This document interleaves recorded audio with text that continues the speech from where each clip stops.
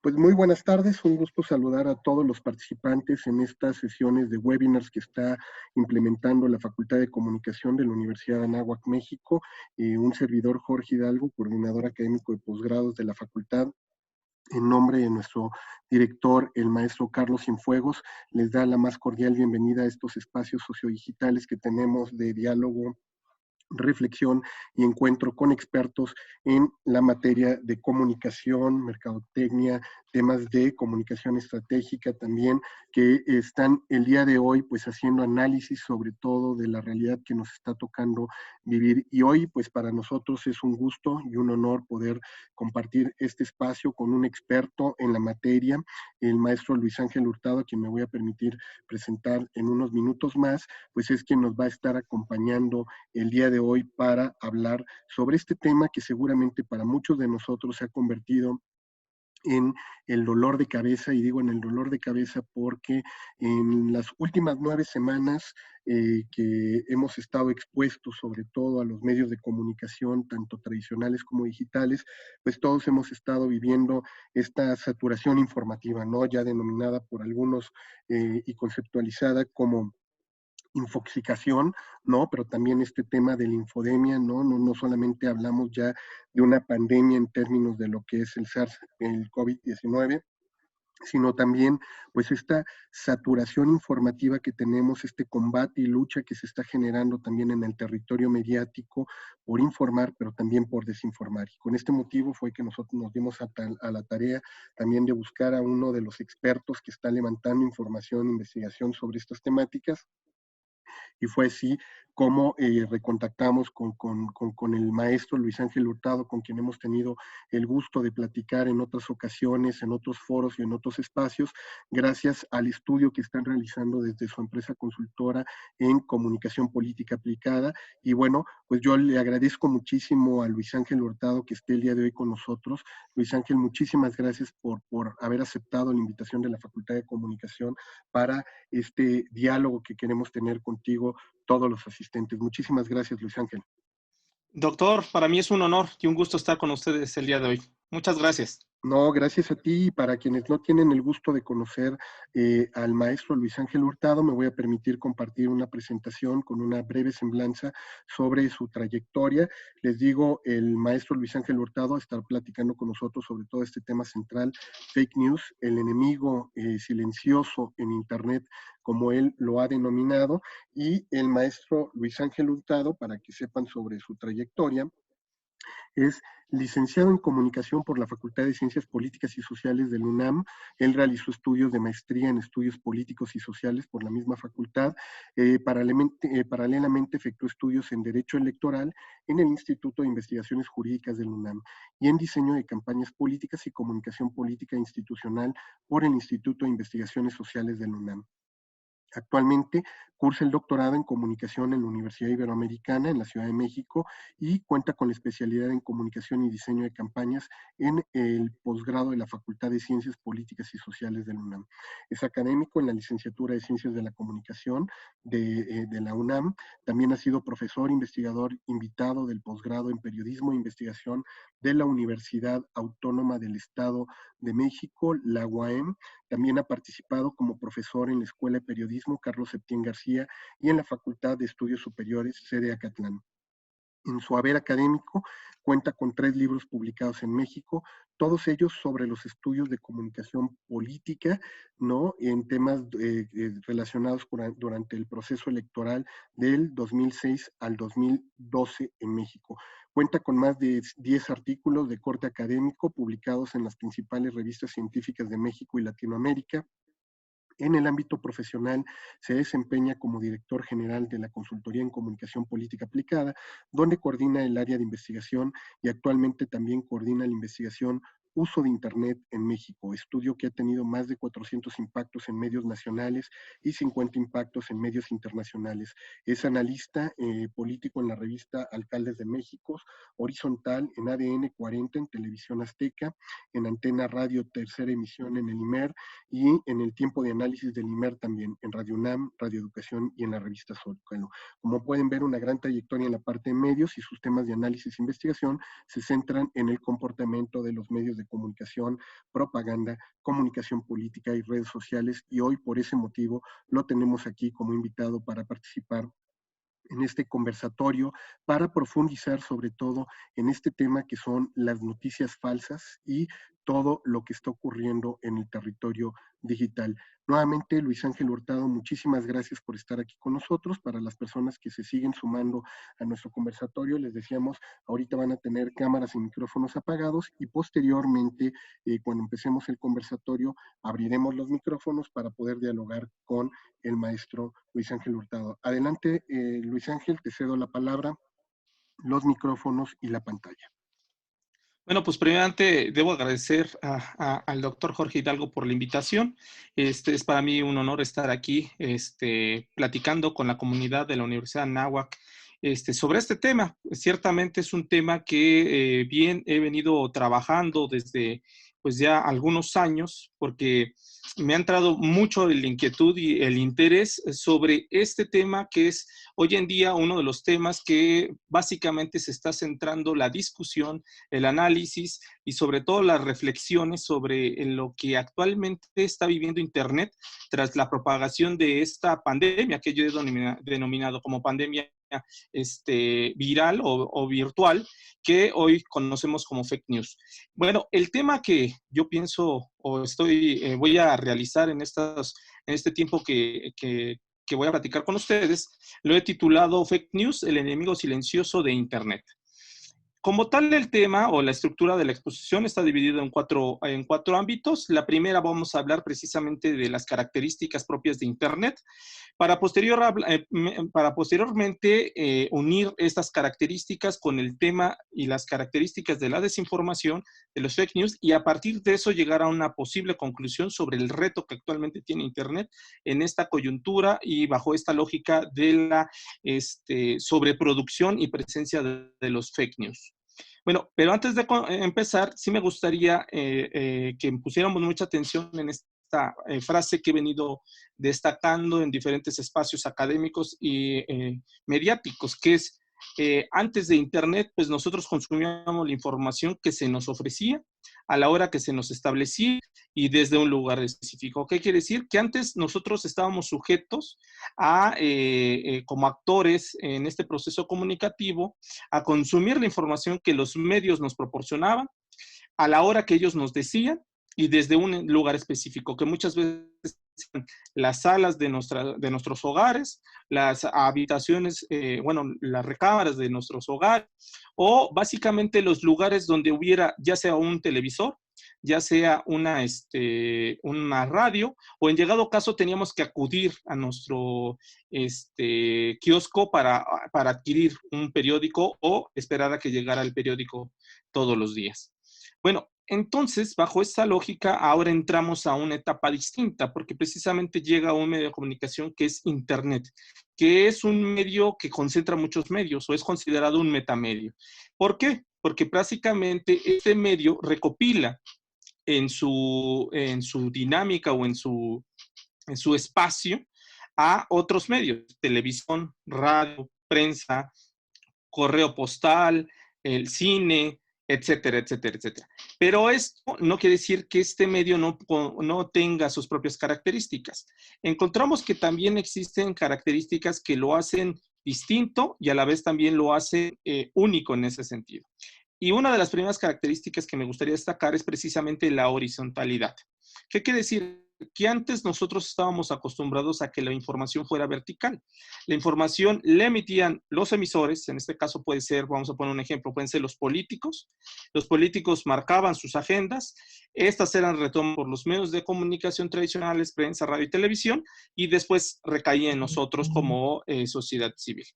En ese sentido, ahora con Internet no es así. Esta verticalidad ya no es hoy en día una de las características o parte de las características de Internet. Más bien ahora es una verticalidad, una horizontalidad. ¿Qué quiere decir? Que ahora nosotros ya no necesitamos un mediador, que son los medios de comunicación, los cuales decodificaban los mensajes, digamos, de los políticos y nos los hacían llegar.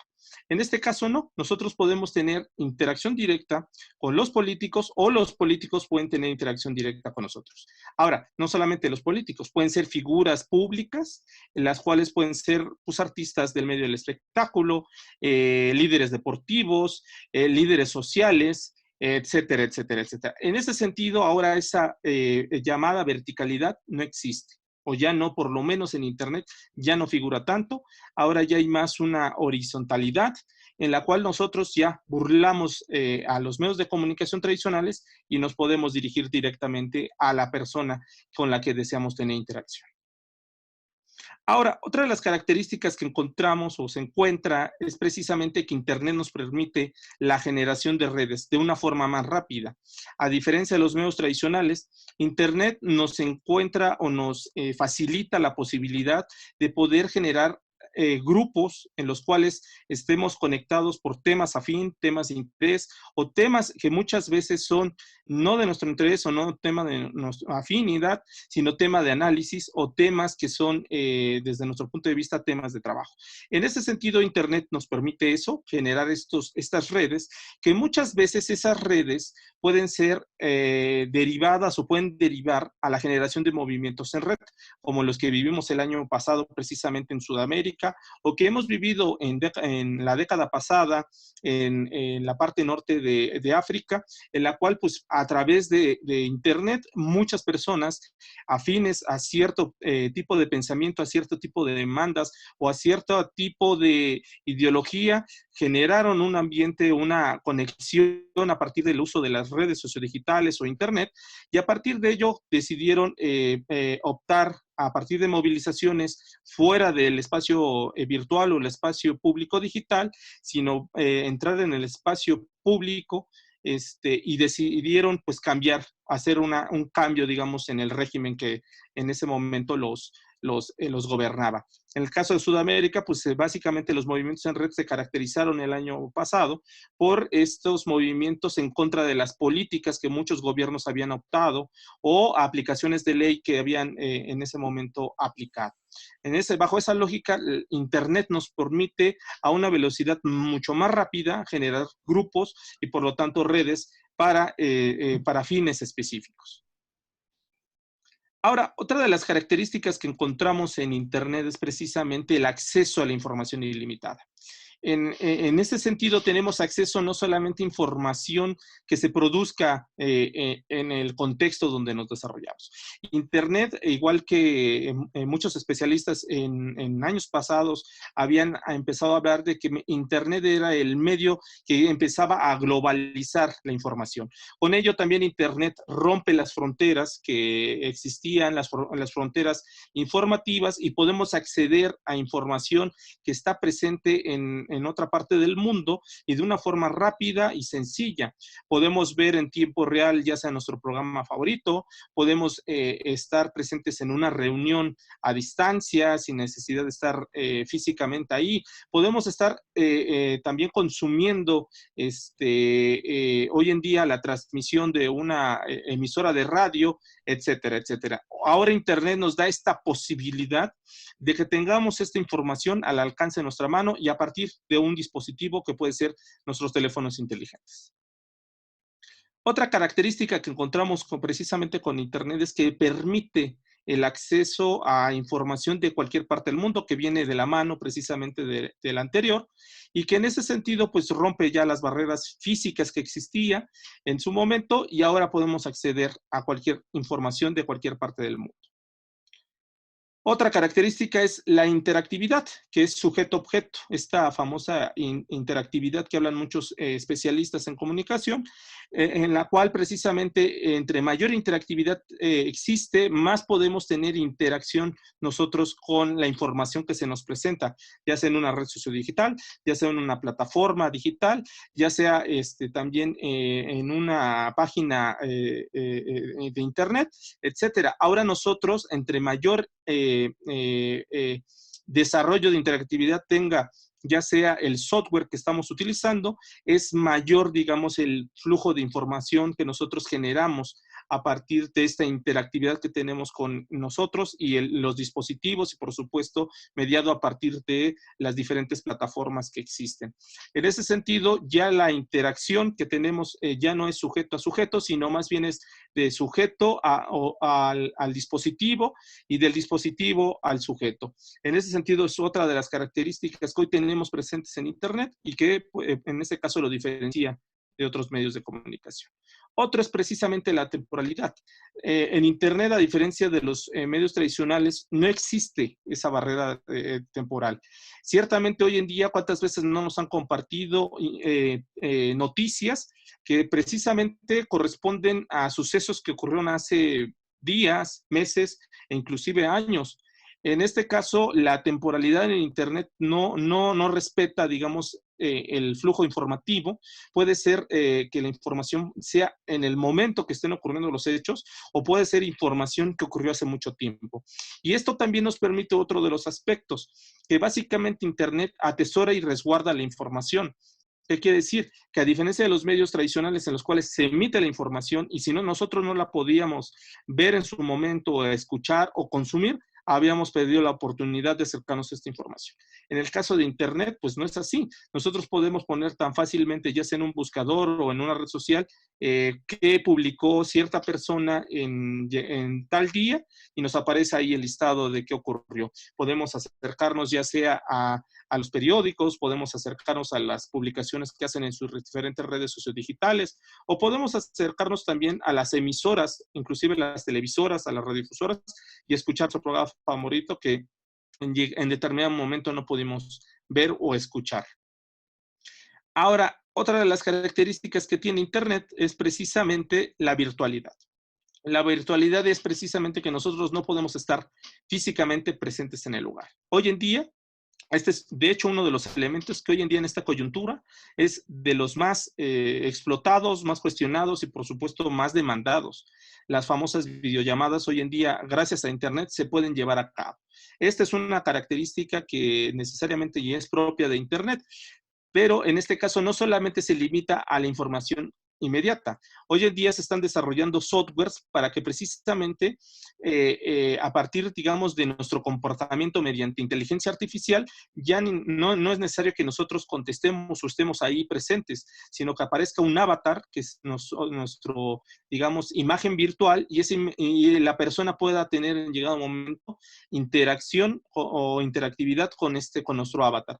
En ese sentido, la virtualidad también es una de las características propias de Internet y que muchas veces esta virtualidad propicia muchos fenómenos que tienen que ver precisamente con las llamadas, los desarrollos de la inteligencia artificial y con ello también con los famosos, la obtención de datos biométricos que muchas redes sociodigitales hoy en día se están disputando para a partir de ello, pues que el contenido que esté fluyendo en sus redes sociodigitales, pues no obedezca precisamente al tiempo que nosotros tengamos para poder generar esa información, sino que simplemente a partir de la programación que nosotros le hagamos a ese avatar ya pueda publicar a partir de del conocimiento que tenga de nosotros, pueda publicar, digamos, información a raíz simulando que somos nosotros.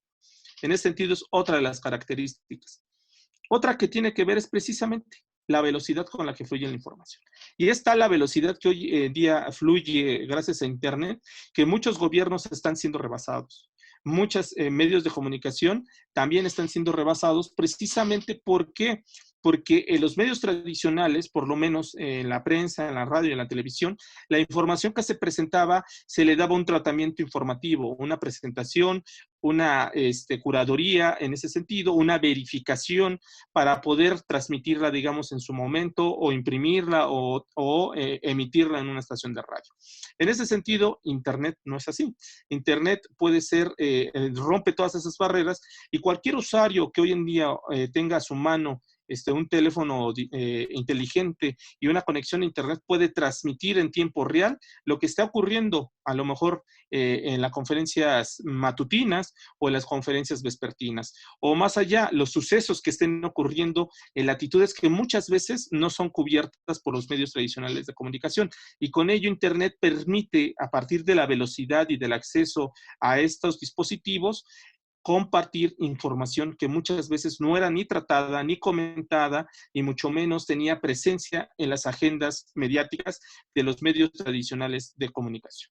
Bajo esa lógica, esta es otra de las características que hoy en día está poniendo también aprietos a los medios tradicionales y sobre todo a los gobiernos, porque la información fluye de una forma inmediata y muchas veces esa información no es corroborada y por lo tanto no es verificada.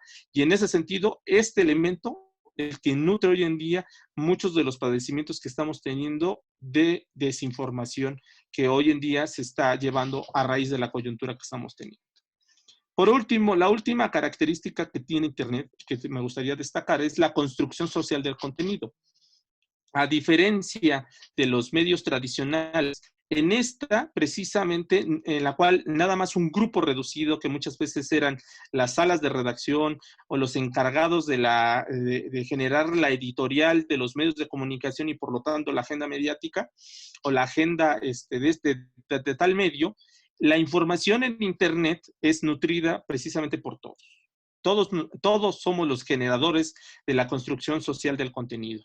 Y esto le da una dimensión que enriquece o nos da una posibilidad que va anclada a las demás, características anteriores, de que nosotros tengamos información como nunca habíamos tenido en la historia de la humanidad. Tengamos acceso a mucha información. Ahora, ojo, esto también nos permite que no toda la información que fluye en Internet quiere decir que sea de buena calidad. En ese sentido, ahí entramos en un dilema en el sentido de la mala información o la información falsa. Con ello, la frase que yo les decía al inicio de esta plática, ahora con Internet consumimos la información que nosotros deseamos, a la hora que deseamos y desde el lugar que deseamos.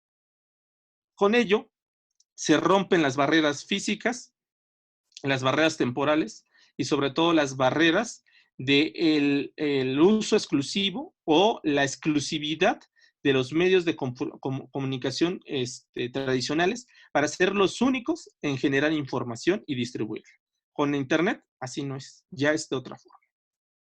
Ahora, esto me permite entrar ahora sí al tema central de esta plática, que básicamente tiene que ver con el tema de los fake news, pero para poder hablar de los fake news tenemos que entender las características de Internet para saber por qué hoy en día es ese enemigo que está hoy en día figurando en este medio de comunicación, que en sus inicios se debatía o se discutía que era un medio que nos iba a permitir mayor democratización de información, mayor democratización de la libertad de expresión y por supuesto también garantizar el derecho de audiencias y sobre todo que iba a permitir también mejorar calidades democráticas en diferentes contextos a nivel mundial.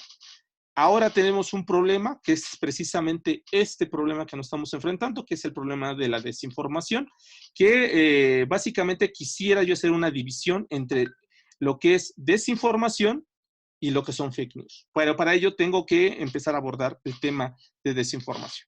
La desinformación como tal, el término existe o proviene de la palabra rusa desinformacia, que básicamente los precursores o los generadores de este concepto son los soviéticos. La ex Unión Soviética fueron los precursores en el uso de este término que posteriormente empieza a ser del uso de en diferentes naciones.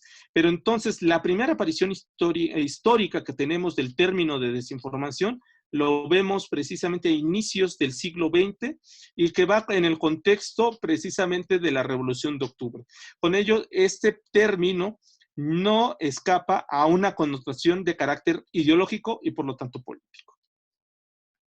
Ahora, el término como tal, saliéndonos un poco de la Unión Soviética, es utilizado hasta 1977 en el diccionario Chambers 20th Century Dictionary de Londres, Es la primera vez que aparece el término desinformación, y posteriormente en el caso de Estados Unidos lo vemos presente precisamente en un informe que realizaron en 1986 por parte del Departamento de Estado, en donde hablan precisamente del término desinformación, que tiene que ver precisamente con el uso que le daban los soviéticos para hacer engaño o para generar una imagen negativa, en este caso, de Estados Unidos y de los países aliados a Estados Unidos. Con ello, ¿qué vemos? Que precisamente la connotación o el uso de la desinformación es precisamente vista desde dos vertientes. Por una parte, en la Unión Soviética vemos que esta definición tiene dos connotaciones. La primera, que es de carácter público, la cual estaba disponible en enciclopedias, en diccionarios y era del uso común, pero también encontramos que el término desinformación es utilizado en el aparato secreto de la Unión Soviética. Y con ello, esta, digamos, desinformación o el uso de la desinformación cobra dos contextos distintos. Uno, el que tiene que ver precisamente de uso público, en el cual precisamente era la información o se le hacía entender a las personas que se acercaban a saber qué significaba este término, que era precisamente toda la información o la mala información que realizaban los países adversarios a la Unión Soviética y países aliados a la Unión Soviética, y que era precisamente una construcción que nacía desde un punto de vista del Estado burgués. Eso, digamos, es del uso común, pero encontramos después que el uso que le daban al interior en la KGB era precisamente esta información que se construía desde el aparato del Estado para ayudar precisamente al Estado a cumplir sus objetivos en contra de sus adversarios. O sea, esa información que era clasificada, construida por el aparato del Estado y que solamente unas cuantas personas tenían acceso a esta desinformación que se construía. En ese sentido, vemos estas dos clasificaciones que en ese sentido son necesarias para entender posteriormente lo que nos estamos enfrentando hoy en día con los fake news. Ahora, en ese sentido, eso ya lo comenté precisamente, la KGB utilizaba, más bien el aparato de gobierno en la Unión Soviética utilizaba esta desinformación que muchas veces se apoyaba en los medios de comunicación al interior de la Unión Soviética y hacia el exterior. Con ello, la información o la desinformación que construían desde el gobierno no necesariamente era contra los adversarios, sino también esta desinformación recaía en la misma sociedad de la Unión Soviética y países aliados. Con ello, vemos que entonces la desinformación adquiere un tinte meramente político. Y ese meramente político tiene que ver con los intereses que perseguían estos aparatos de gobierno, y con ello vemos precisamente todo este aparato de control o de construcción que hay alrededor de este término, que básicamente la desinformación es construida desde el propio gobierno. Y esto va a marcar la pauta de lo que vamos a ver a continuación. Ahora, aquí yo pongo un diagrama precisamente para comprender las características de la desinformación. Como ya lo dije, esta era generada desde el aparato del gobierno, usaba los medios de comunicación tradicionales para difundirla y, por supuesto, influir en la población interna y en la población externa. Y con ello jugaba una doble significación este término, por una parte pública y por otra parte no pública. Ahora, vamos a entrar al tema de los fake news y sus características.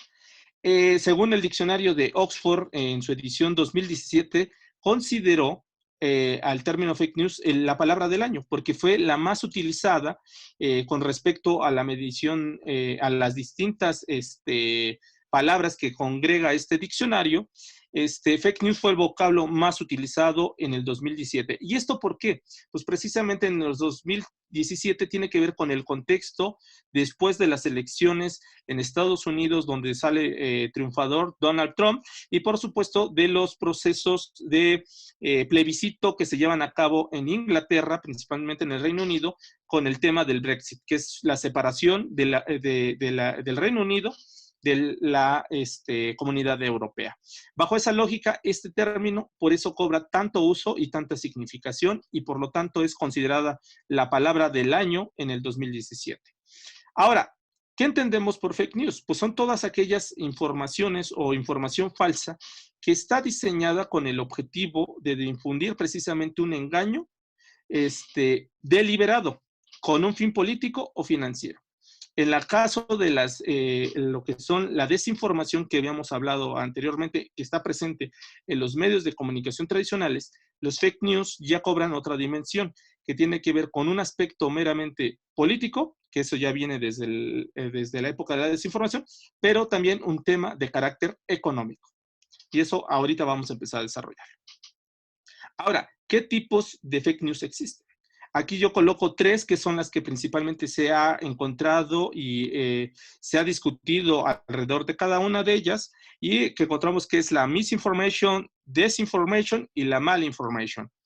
Ahora, ¿qué entendemos nosotros por lo que es misinformation? Pues es toda aquella información inexacta, incorrecta, que tiene errores de datos y que no tiene mala fe. O sea, ¿qué quiere decir? Que no tiene un dolo de por medio, no hay un interés o una deliberación para poder, digamos, generar esta información o propagarla.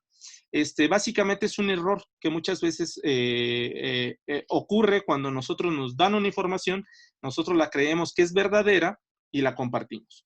En ese sentido, es una información que no tiene que ver con nada con la siguiente que vamos a ver a continuación. Esta información, a diferencia de la otra, tiene que ver más con una construcción social. ¿Qué quiere decir? La malinformación o la desinformación es un tema que ha estado presente en la categoría, digamos, innata de la misma comunicación. Si existe la información, por tanto, tiene que existir la no información o la información falsa. Y esta siempre ha estado presente a lo largo de la historia de la humanidad, ya sea bajo rumores, ya sea bajo murmuraciones, ya sea bajo chismes o ya sea también con la creación de mitos o leyendas que se han construido a lo largo de la humanidad. Esta, por lo regular, no tiene entonces un dolo de por medio y por lo tanto no tiene una cuestión de mala fe. Cosa contraria que sí encontramos en la disinformation, que básicamente las dos definiciones que acabo de poner, la misinformation y disinformation, son traducidas tal cual al español, que es desinformación. Pero en inglés pues tienen categorías distintas. Esta diferencia de la otra es todas aquellas malinformación que se construye para engañar, para generar desconfianza, para generar miedo, y esta sí tiene un propósito, o sea, sí es deliberada, sí tiene un dolo y por lo tanto tiene un interés para que ésta se propague o para que ésta sea del conocimiento de la gente. Entonces, esta es la más cercana, digamos, sería la más cercana en el término digital a la desinformación que construían en su momento, ya sea en la Unión Soviética, en Estados Unidos o cualquier estado del mundo. En ese sentido, este es, digamos, que el que ahorita se está discutiendo, pero ahorita voy a decir cuáles son sus diferencias en el ámbito tradicional a el ámbito, digamos, digital. Ahora tenemos el caso de la malinformation, que precisamente es toda aquella información que es cierta, pero que nosotros básicamente descontextualizamos ese texto o esa información cierta o verdadera y la adaptamos a un discurso completamente falso. De estos, pues hay muchísimos ejemplos que podríamos discutir o abonar, que actualmente también esta información está figurando en el terreno digital. De hecho, las 3 actualmente aparecen totalmente en el escenario del entorno digital. Ahora, ¿qué características hay o qué intereses hay detrás de los fake news? Como ya lo dije, hay intereses económicos, pero también hay intereses políticos. En el sentido de lo político, podremos encontrar a la vieja desinformación, que era meramente política, pero ahora vamos a ver que en la cuestión de los fake news o desinformación digital, vamos a encontrar 2 intereses. Por una parte, la parte política y por otra parte, la económica. Ahora, bajo esa característica de lo económico, que es en la que me quiero centrar, voy a poner el ejemplo precisamente de los intereses económicos que hay detrás. Y precisamente tiene que ver con la ciudad de Macedonia, con la ciudad de Vélez, que es una ciudad cercana a Grecia, y voy a recurrir a este ejemplo que es del 2016 para poder explicar por qué ahora los fake news o la desinformación digital es diferente a la información, la desinformación tradicional o que se desarrollaba en los medios tradicionales. Este lugar, esta ciudad, hoy en día es el centro industrial y líder de implementación de tecnología de la región o de este país. En su Producto Interno Bruto o en el PIB, que aparece de Macedonia, se encuentra en tercer lugar esta forma de generar recursos y por lo tanto generar también trabajos e ingresos.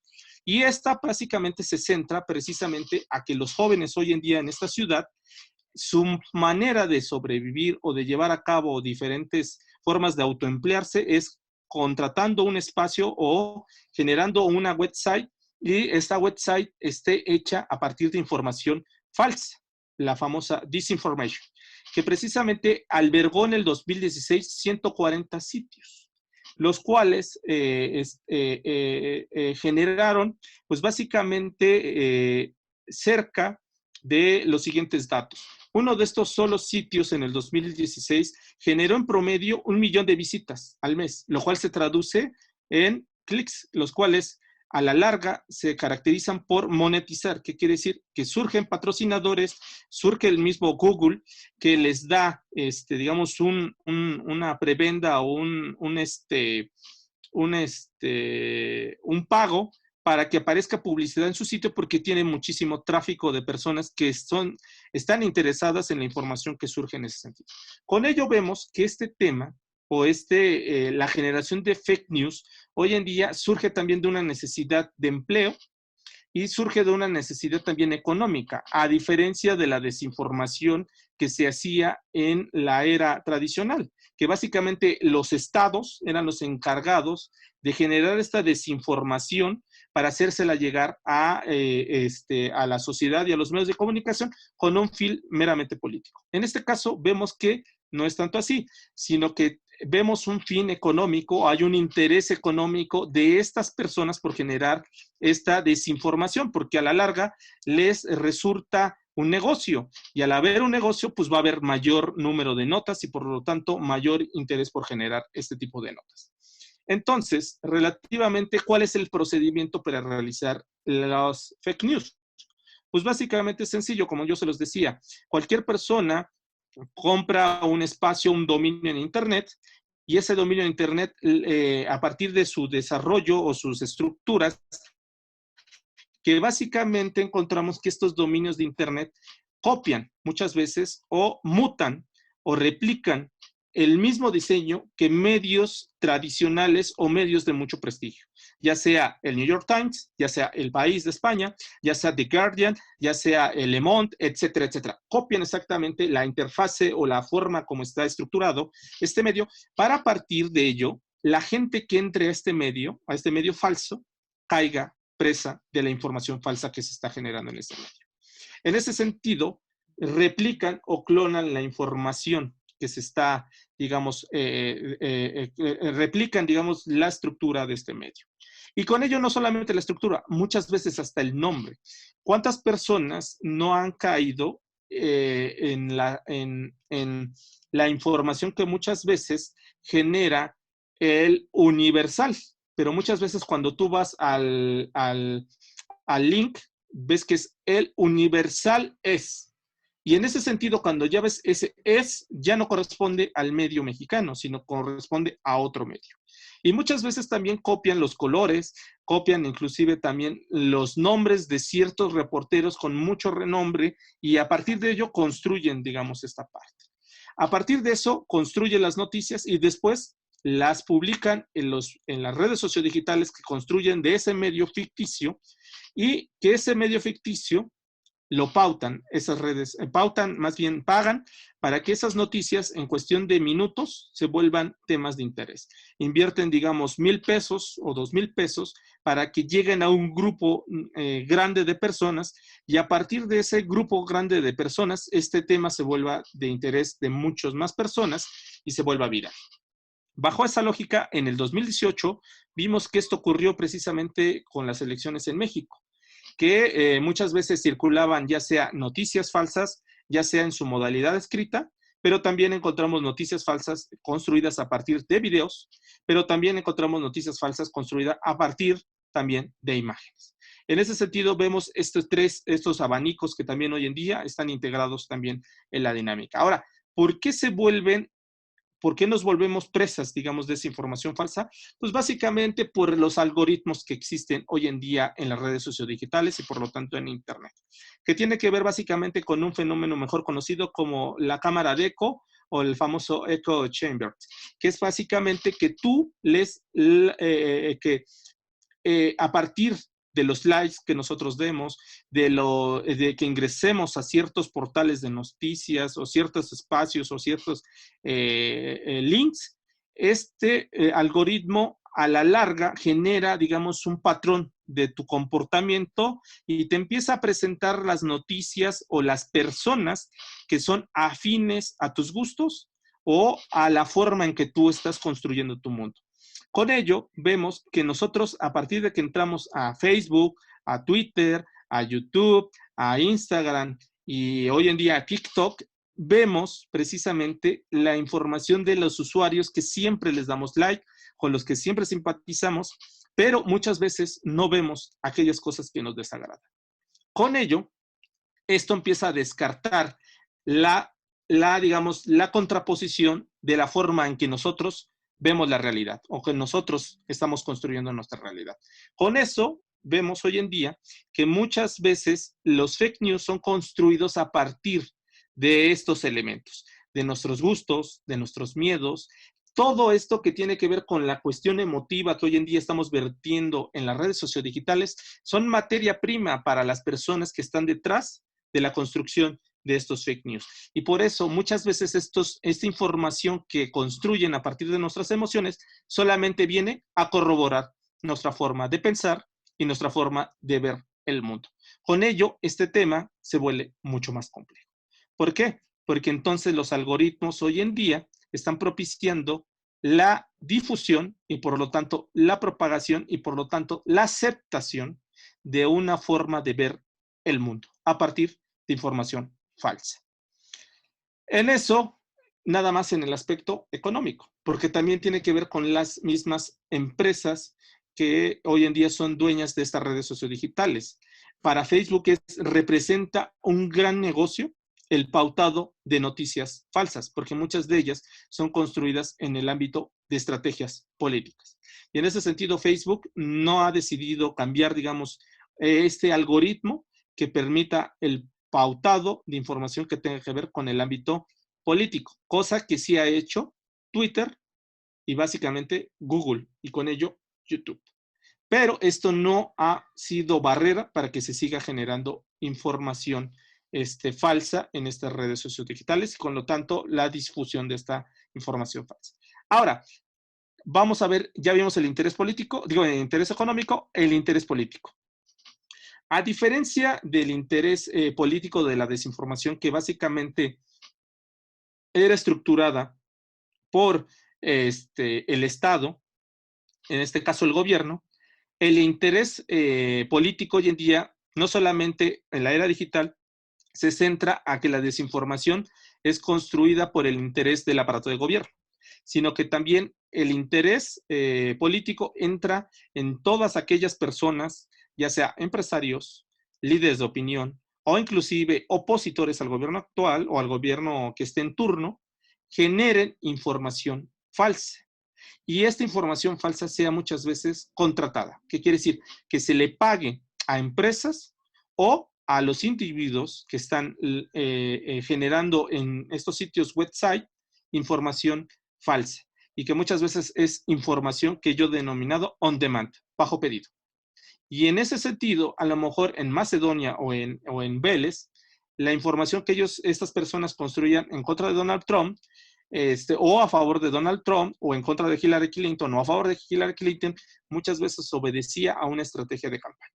Que básicamente, aparte de que el dinero que recibían por parte de publicidad por entrar a este medio, a su medio digital, también existe la compra para construir información falsa. Y de hecho, este tema es el que puso hoy en día a discusión hace unas semanas el hoy director del sistema de medios públicos, Genaro Villamil, a discusión la famosa regulación de las plataformas digitales y con ello reducir el tema de la infodemia. Bueno, entonces encontramos que también hay un interés público y político, precisamente. Hay un interés político, perdón, reformulo, hay un interés político para la construcción de información falsa. Pero no solamente recae ahí el interés político, que es contratar, digamos, a estas personas para hacer información falsa, sino que también entra un dilema que hoy en día también está padeciendo Internet, que es la contratación de servicios para manipular las tendencias de la esfera pública digital en las redes sociodigitales, que mejor conocido como la contratación de las famosas granjas de bots, que son todos estos cuentas automatizadas a partir de un algoritmo o de un programa para propagar ya sea opinión a favor de alguien o opinión en contra de alguien. Puede ser alguien, una empresa, una institución o inclusive un gobierno o un país completo. En ese sentido, muchas veces la desinformación no solamente está presente en el tema de la generación de noticias bajo demanda, sino también es acompañada con otra estrategia que es la contratación de estas formas para difundir esa nota o ese video o esa fotografía. Con ello, ahora vamos a recaer. Entonces hay un sintaxis hay un lenguaje específico de los hoy en día mejor conocidos como fake news. ¿Ese lenguaje en qué consiste? Pues precisamente los fake news siempre tienen prisa. Por lo regular están construidos para ser la primera información que surja sobre cualquier suceso que esté ocurriendo. Con ello, no importa si está mal escrita, si tenga imprecisiones, no importa eso. Lo que importa es ser el primero que salga con esa información para ganarle o ganar la premicia a los medios oficiales, que son los medios de comunicación tradicionales y por supuesto los medios oficiales en Internet. Y con ello, estos medios de desinformación o fake news siempre tienen el interés de ser la primera noticia, porque al ser la primera, esta se propaga más fácilmente por el deseo de la información que hay tras todo esto. Ok, entonces encontramos otro elemento, digamos, de su sintaxis, que es saben de la información o saben básicamente cómo nos informamos hoy en día las personas en Internet. Con ello, esta es la materia prima que estas personas tienen para la construcción de información falsa. Este es el caso emblemático de Cambridge Analytica, que utilizó a partir de los datos personales que sustrajo de más de 50,000 cuentas en Estados Unidos para construir estrategias de propagación de información falsa en contra de Hillary Clinton y a favor de Donald Trump. Bueno, en ese sentido también vemos que la información que nosotros emitimos en Internet es la materia prima, digamos, de los fake news. Ahora, también en ese sentido, otra de las características es el encabezado que tienen muchas veces estas notas informativas. Por lo regular son muy sensacionalistas o se dejan llevar por emociones para que éstas hagan conexión precisamente con nuestra forma de ver el mundo y decir, entonces él sí era un corrupto. Ponen el nombre de la persona y acompañado de corrupto. Y en ese caso, con ese simple hecho de poner ese concepto, la gente empieza a corroborar y dice, yo tenía la razón. Ya ves como sí tenía la razón, no solamente lo cree, sino que muchas veces esto, al ver y reflejar lo que nosotros queremos ver, hace que nosotros queramos demostrar que nosotros tenemos la razón y con ello lo compartimos. Por lo tanto, también estos títulos generan indignación, que muchas veces apela a nuestro discurso de decir, bueno, a lo mejor no estoy en contra de alguien, pero en ese momento, bajo el contexto, bajo la dinámica que estamos viviendo, muchas veces este tema es, vamos a aplicar un nuevo impuesto a las plataformas digitales. Y en ese momento se incendia el tema en las redes sociodigitales y el debate público, y las fake news se apropian de ese estandarte y con ello esa indignación y solamente vienen a corroborar lo que nosotros muchas veces ya teníamos o generaciones que ya teníamos. Y con ello, esto propicia que compartamos la información muchas veces sin darnos cuenta. Y esto está generando hoy en día los problemas que hoy la OMS ha llegado a determinar como infodemia, que es esta información que no es característica de ser exacta, verificada y por lo tanto cierta, y que está poniendo en serios problemas a los diferentes sectores de salud, y no solamente los sectores de salud, a los sectores gubernamentales y de gobierno de diferentes estados. Ahora, pongo este diagrama que tiene que ver básicamente con todo lo que les he dicho de estas características propias de los fake news y que los diferencia de la forma de la desinformación que nosotros teníamos en la era de los medios de comunicación colectivos masivos. Aquí me gustaría ya presentarles propiamente los resultados de nuestro primer estudio en materia que nosotros elaboramos en Comunicación Política Aplicada sobre precisamente la coyuntura del COVID-19. Y es cómo estamos reaccionando y cómo nos estamos informando los mexicanos. Y este apartado que les voy a compartir tiene que ver con el tema de las fake news. Nosotros en la pregunta 16 preguntábamos cuál es el medio de comunicación por el cual te enteraste de la existencia del COVID-19 y la gran mayoría de los mexicanos dijeron que se habían informado por las redes sociodigitales y por los portales o portales de noticias en Internet, dejando en tercer lugar, cuarto lugar y quinto lugar a la televisión, la radio y los periódicos. ¿Esto qué ocurre o está propagando? Pues básicamente que México, los mexicanos, nos estemos informando solamente por una vía y no por muchas más vías de comunicación, ya sea la prensa, la radio y la televisión, y con ello no estamos generando un equilibrio informativo y nos estamos dejando llevar solamente por lo que nos dice un medio de comunicación específico, que en este caso es Internet. Y muchas veces esta información no necesariamente tiene el tratamiento que tiene la información de los medios tradicionales. Esta información es muchas veces hecha por gente que no tiene la preparación, que no tiene el perfil de comunicador y por lo tanto no tiene el perfil periodístico para generar información bajo esa dinámica. Entonces, bajo esa lógica, los fake news empiezan a cobrar mayor relevancia y por lo tanto mayor riesgo en nuestro entorno. Por lo cual, en la pregunta 17, ¿por cuál red sociodigital te enteraste sobre la existencia del COVID-19? Pues el 49% o casi el 50% dijo que por Facebook.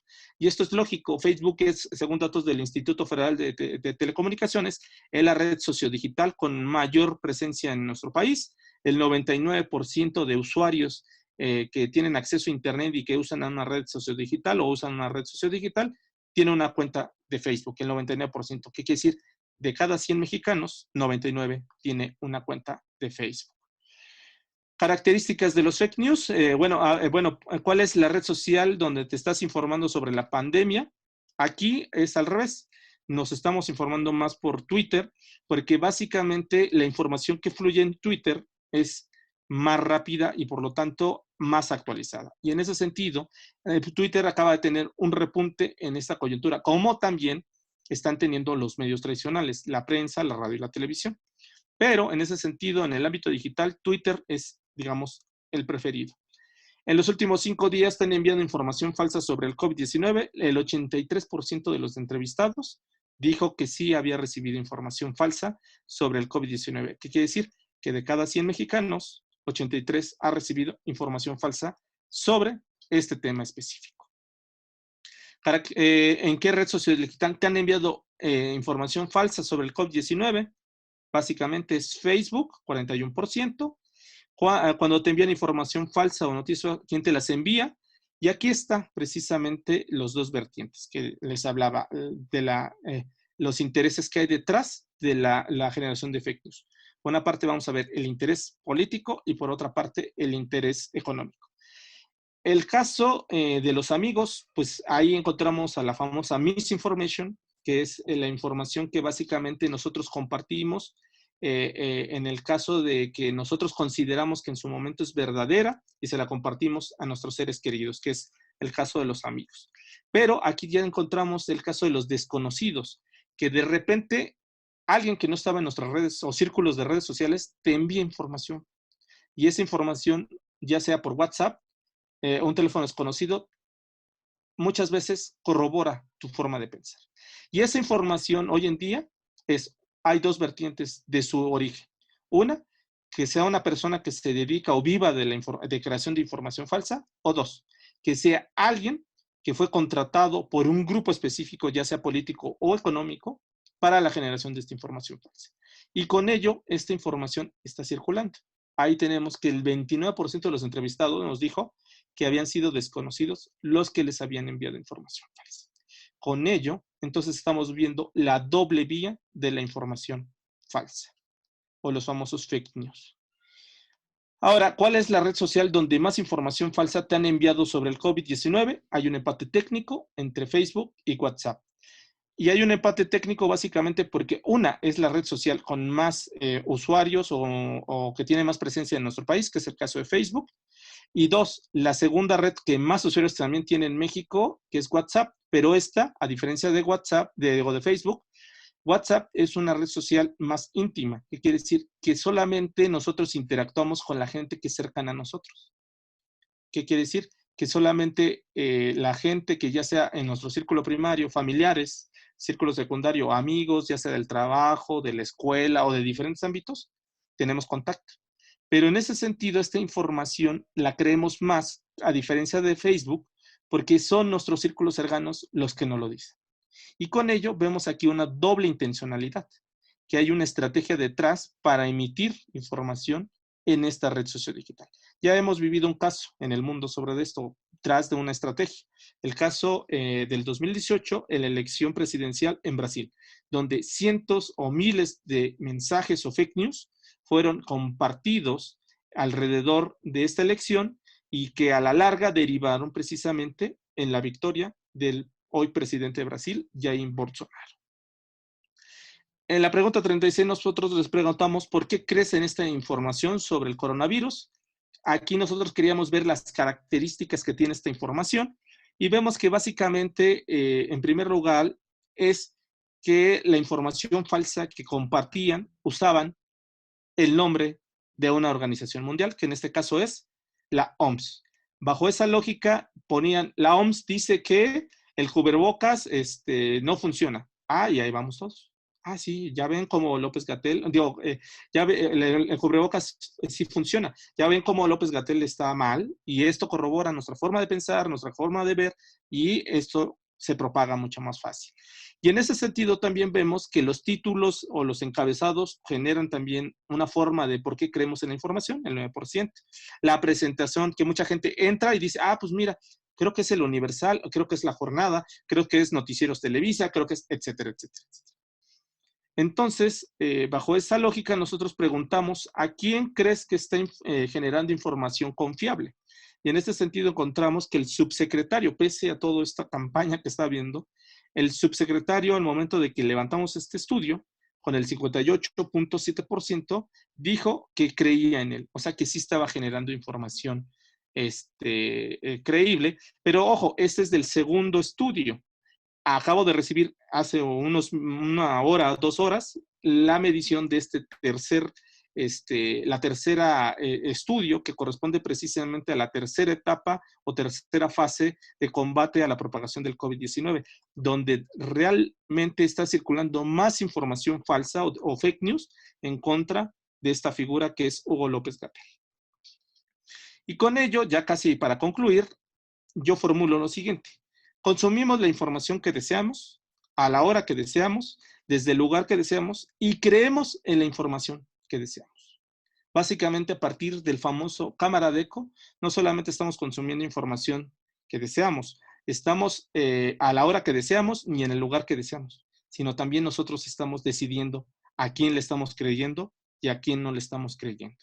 Y bajo esa lógica nos estamos metiendo a un elemento que lo he platicado en diferentes espacios, que es el terreno de mayor, que se está generando a partir de la presencia de fake news en la esfera pública digital, es que estamos teniendo efectos de mayor polarización en entornos digitales, Y, por supuesto, está surgiendo también un fenómeno que es el fenómeno de la posverdad. Y bajo esa lógica, en este quinto elemento, y ya con ello concluyo mi participación, estamos enfrentándonos al reto que precisamente Internet está derivando de su enemigo, que es la desinformación, que es precisamente cuál es el reto que actualmente tiene Internet en contra, digamos, de las fake news.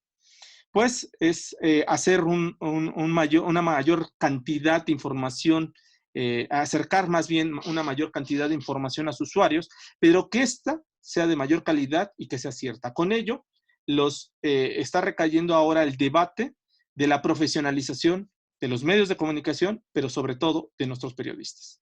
En ellos hoy en día se recae en esto, pero también en los usuarios. No solamente quiero decir que esto recae en la prensa o en los periodistas que generan la información, sino con ello vamos a lo siguiente, que es la alfabetización digital, el uso correcto de las herramientas que nos ofrece hoy en día Internet.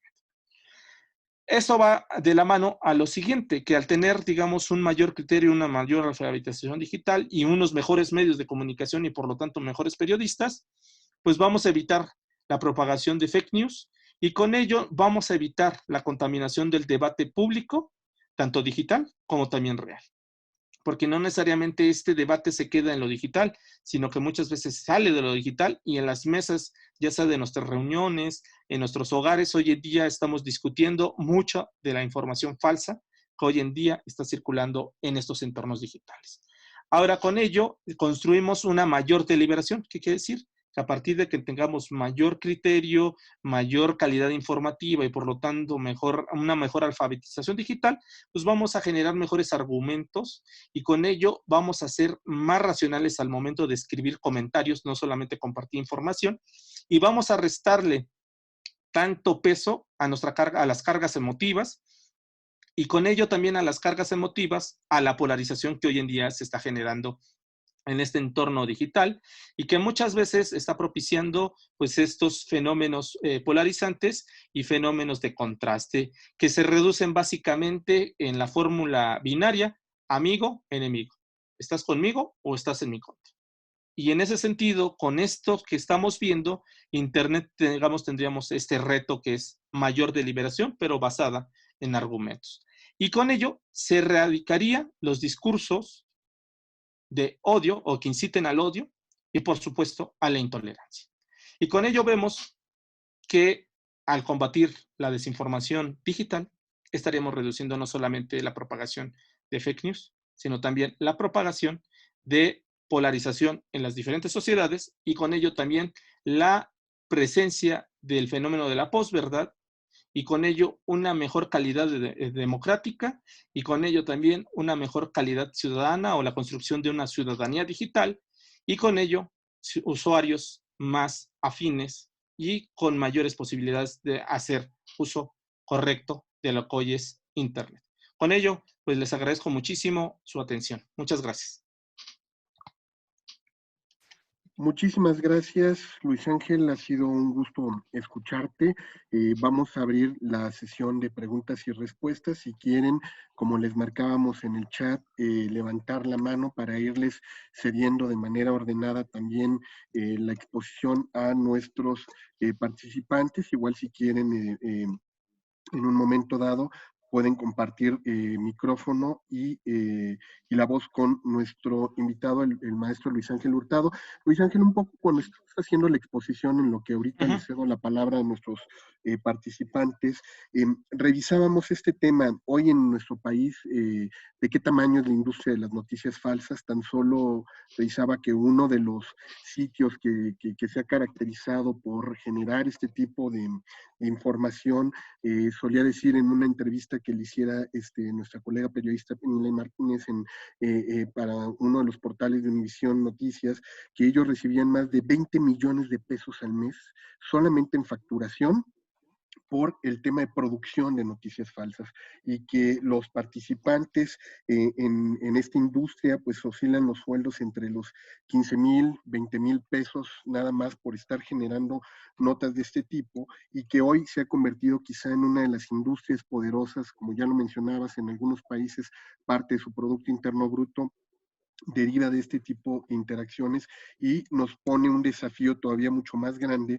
porque no solamente hay que estar hablando, como decías tú, del sector industrial que se dedica a producir esto, también las características que tienen hoy también muchos de los perfiles periodísticos egresados de algunas escuelas de comunicación con grandes vacíos en términos en la búsqueda, verificación de datos, también en esta alta competencia que se ha generado entre la misma industria mediática y la concentración de la información. Por tanto, como bien lo dices, son muchos los retos. Pongo parte de este contexto también para ahorita que te van a empezar a preguntar nuestros colegas. Ale Aguilar, si quieres abrir el micrófono para que puedas hacer tu pregunta, adelante. Muchas gracias, doctor. Pues como sabe, este tema a mí me apasiona y ahí me auxilió con una entrevista. Tengo varias preguntas para el expositor. Desde mi punto de vista, la posverdad es un asunto de contexto más que consecuencia. Entonces, no sé si pudiera ahí indagarme bajo qué punto lo ve como consecuencia y no como un contexto. Porque creo yo que es algo que más bien con respecto al tiempo se genera un zoom, ¿no? Los medios de comunicación generan un zoom. Otra, su opinión con respecto a lo que es la burbuja digital, que es una postura que tiene Ellis Pariser con respecto a cómo los algoritmos generan pues que nos alejemos precisamente consecuencia de la cámara de eco, ¿no? Yo ya no veo y entonces veo que toda la gente en mi Facebook es bien cool porque precisamente pues los mismos algoritmos generan esta consecuencia. La otra, recuerdo que, bueno, bajo las dos formas que mencionó de cómo se puede gestionar este fenómeno, recuerdo que la ya fallecida María Elena Meneses hablaba mucho de por qué era necesario fortalecer el tema de periodismo, gracias a que con respecto a las nuevas tecnologías todo mundo toma el teléfono y se siente periodista, y periodista ciudadano, y es un riesgo porque no hay un asunto de metodología para poder contextualizar, ¿no? Y hay gente que linchan en redes sociales precisamente por esta falta, ¿no? Entonces, un poquito si nos podía indagar eso. Y con respecto al tema de alfabetización digital, desde mi punto de vista es un tema en donde estamos en -10 y esto de la pandemia, bueno, ya nos regresó porque realmente las instituciones no tienen voluntades para meterle al tema. O sea, desde mi punto de vista es bastante bueno para ellos que exista todo este caos, porque pues, a partir de ahí pues hay varios huecos, aunque en muchas ocasiones juega en su contra, ¿no? Por un asunto de falta de confianza, porque le creen mejor a sus amigos y familiares del Facebook que a la autoridad en muchas de las ocasiones. Y si usted ya ha indagado con respecto al tema del comportamiento digital, por ahí hay un escritor español que hablaba un poco sobre el comportamiento político en este tiempo, ¿no? Entonces, quería saber si pues ha indagado, ha profundizado. Y otro tema que me parece también que el doctor Jorge Hidalgo ha hablado es acerca de la importancia de los replicadores digitales, ¿no? Como líderes dentro de estos microlugares, pues creo que tienen un papel fundamental. Entonces, esas son todas mis preguntas. Son un buen Ale. Voy a tratar de responder. A ver, preguntabas primero sobre la posverdad, si es consecuencia o si es contexto. Bueno, básicamente la posverdad puede ser determinada bajo un contexto, básicamente, pero ese contexto resulta que requiere precisamente de ciertos elementos para que se pueda desarrollar. En sociedades, digamos, donde hay más presencia básicamente de no alfabetización digital, es donde precisamente está habiendo más fenómenos de posverdad. Y tiene que ver precisamente con la calidad informativa y con la forma en cómo estamos utilizando las redes sociodigitales. Esa es una. Dos, también tiene que ver con el tiempo que nosotros le destinamos a un medio de comunicación específico.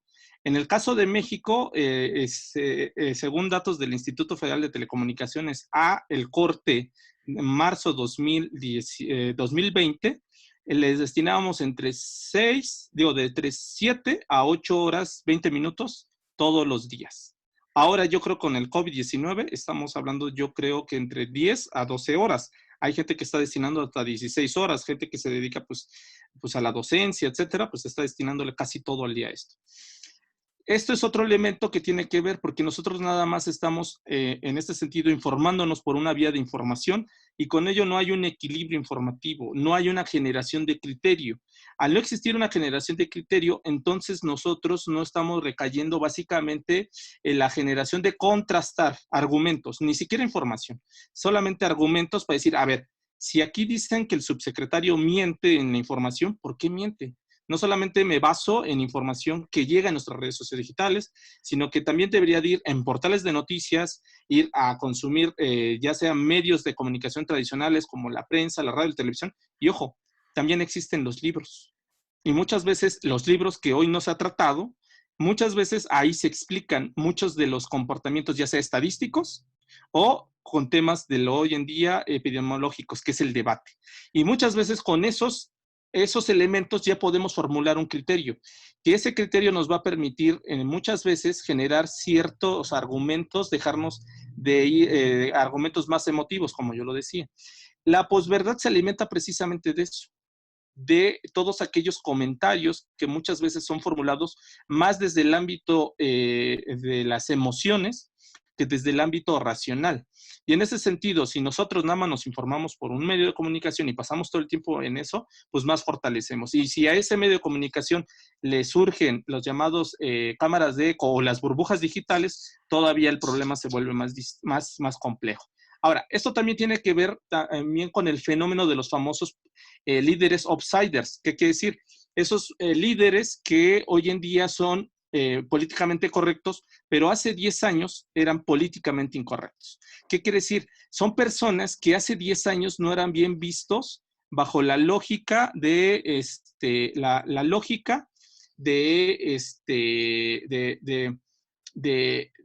hablar de temas o de tratar a ciertos personajes desde una óptica correcta. Hoy Donald Trump puede correr a los periodistas enfrente en una conferencia de prensa. Eso hace 10 años era inaudito.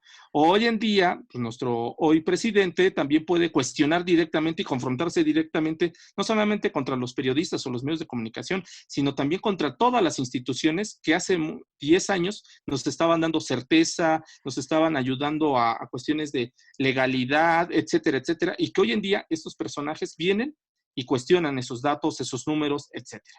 Eso es bajo esa lógica y encontramos. Ahora, pero también hay un fenómeno social, que ese fenómeno social muchas veces está acostumbrado a que antes se figuraba o estaba en un espacio en el cual los medios tradicionales nos hacían ver como un ente pasivo, más que activo.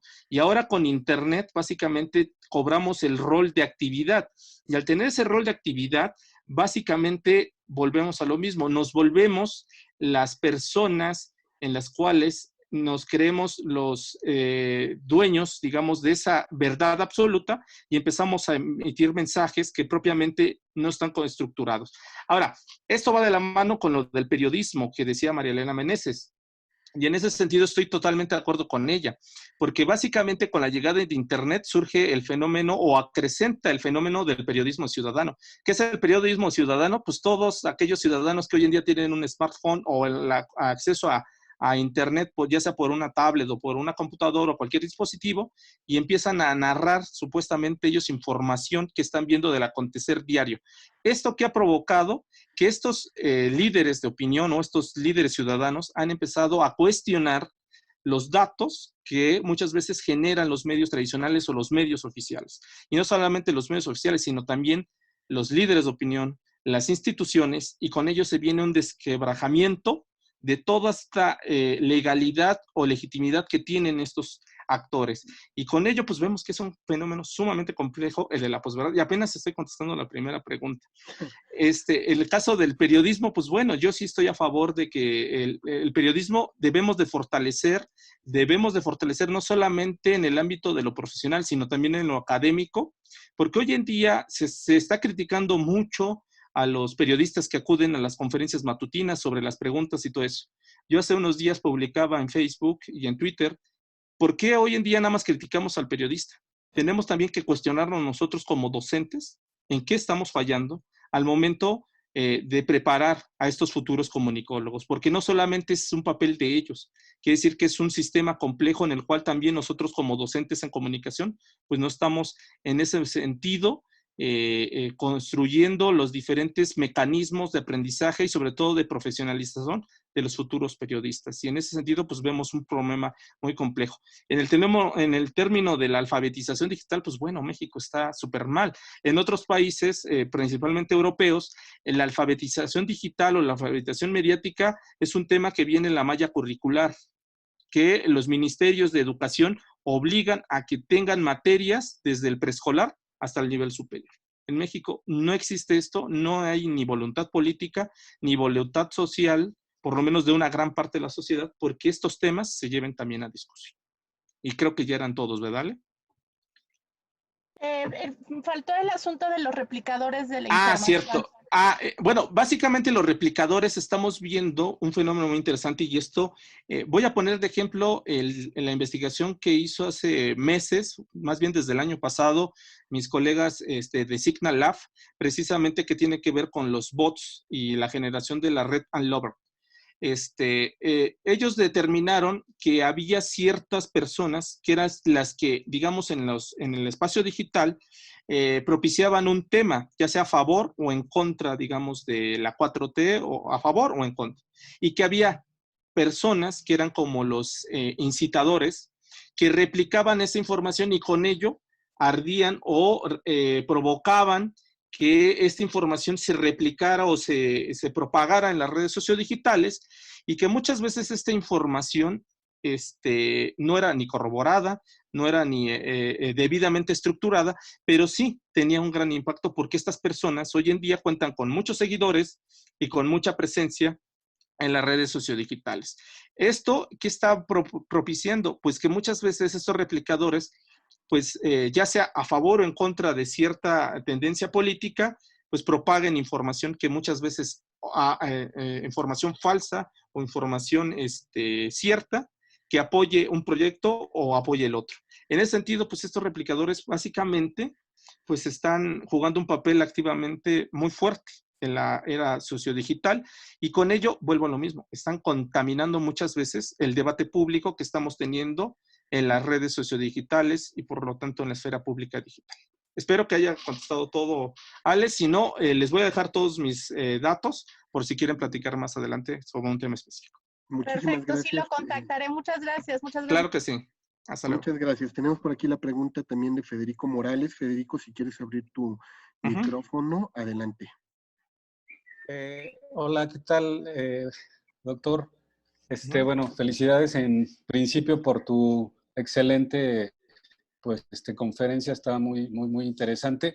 Yo regularmente hago pues también pues todos mis estudios basados en la parte de la comunicación, ¿no? Y sobre todo los medios de comunicación. Parte de ello es justo a partir del 2012, ¿no? Cuando hay este cuestionamiento de los estudiantes sobre, por primera vez en la historia, ¿no? Sobre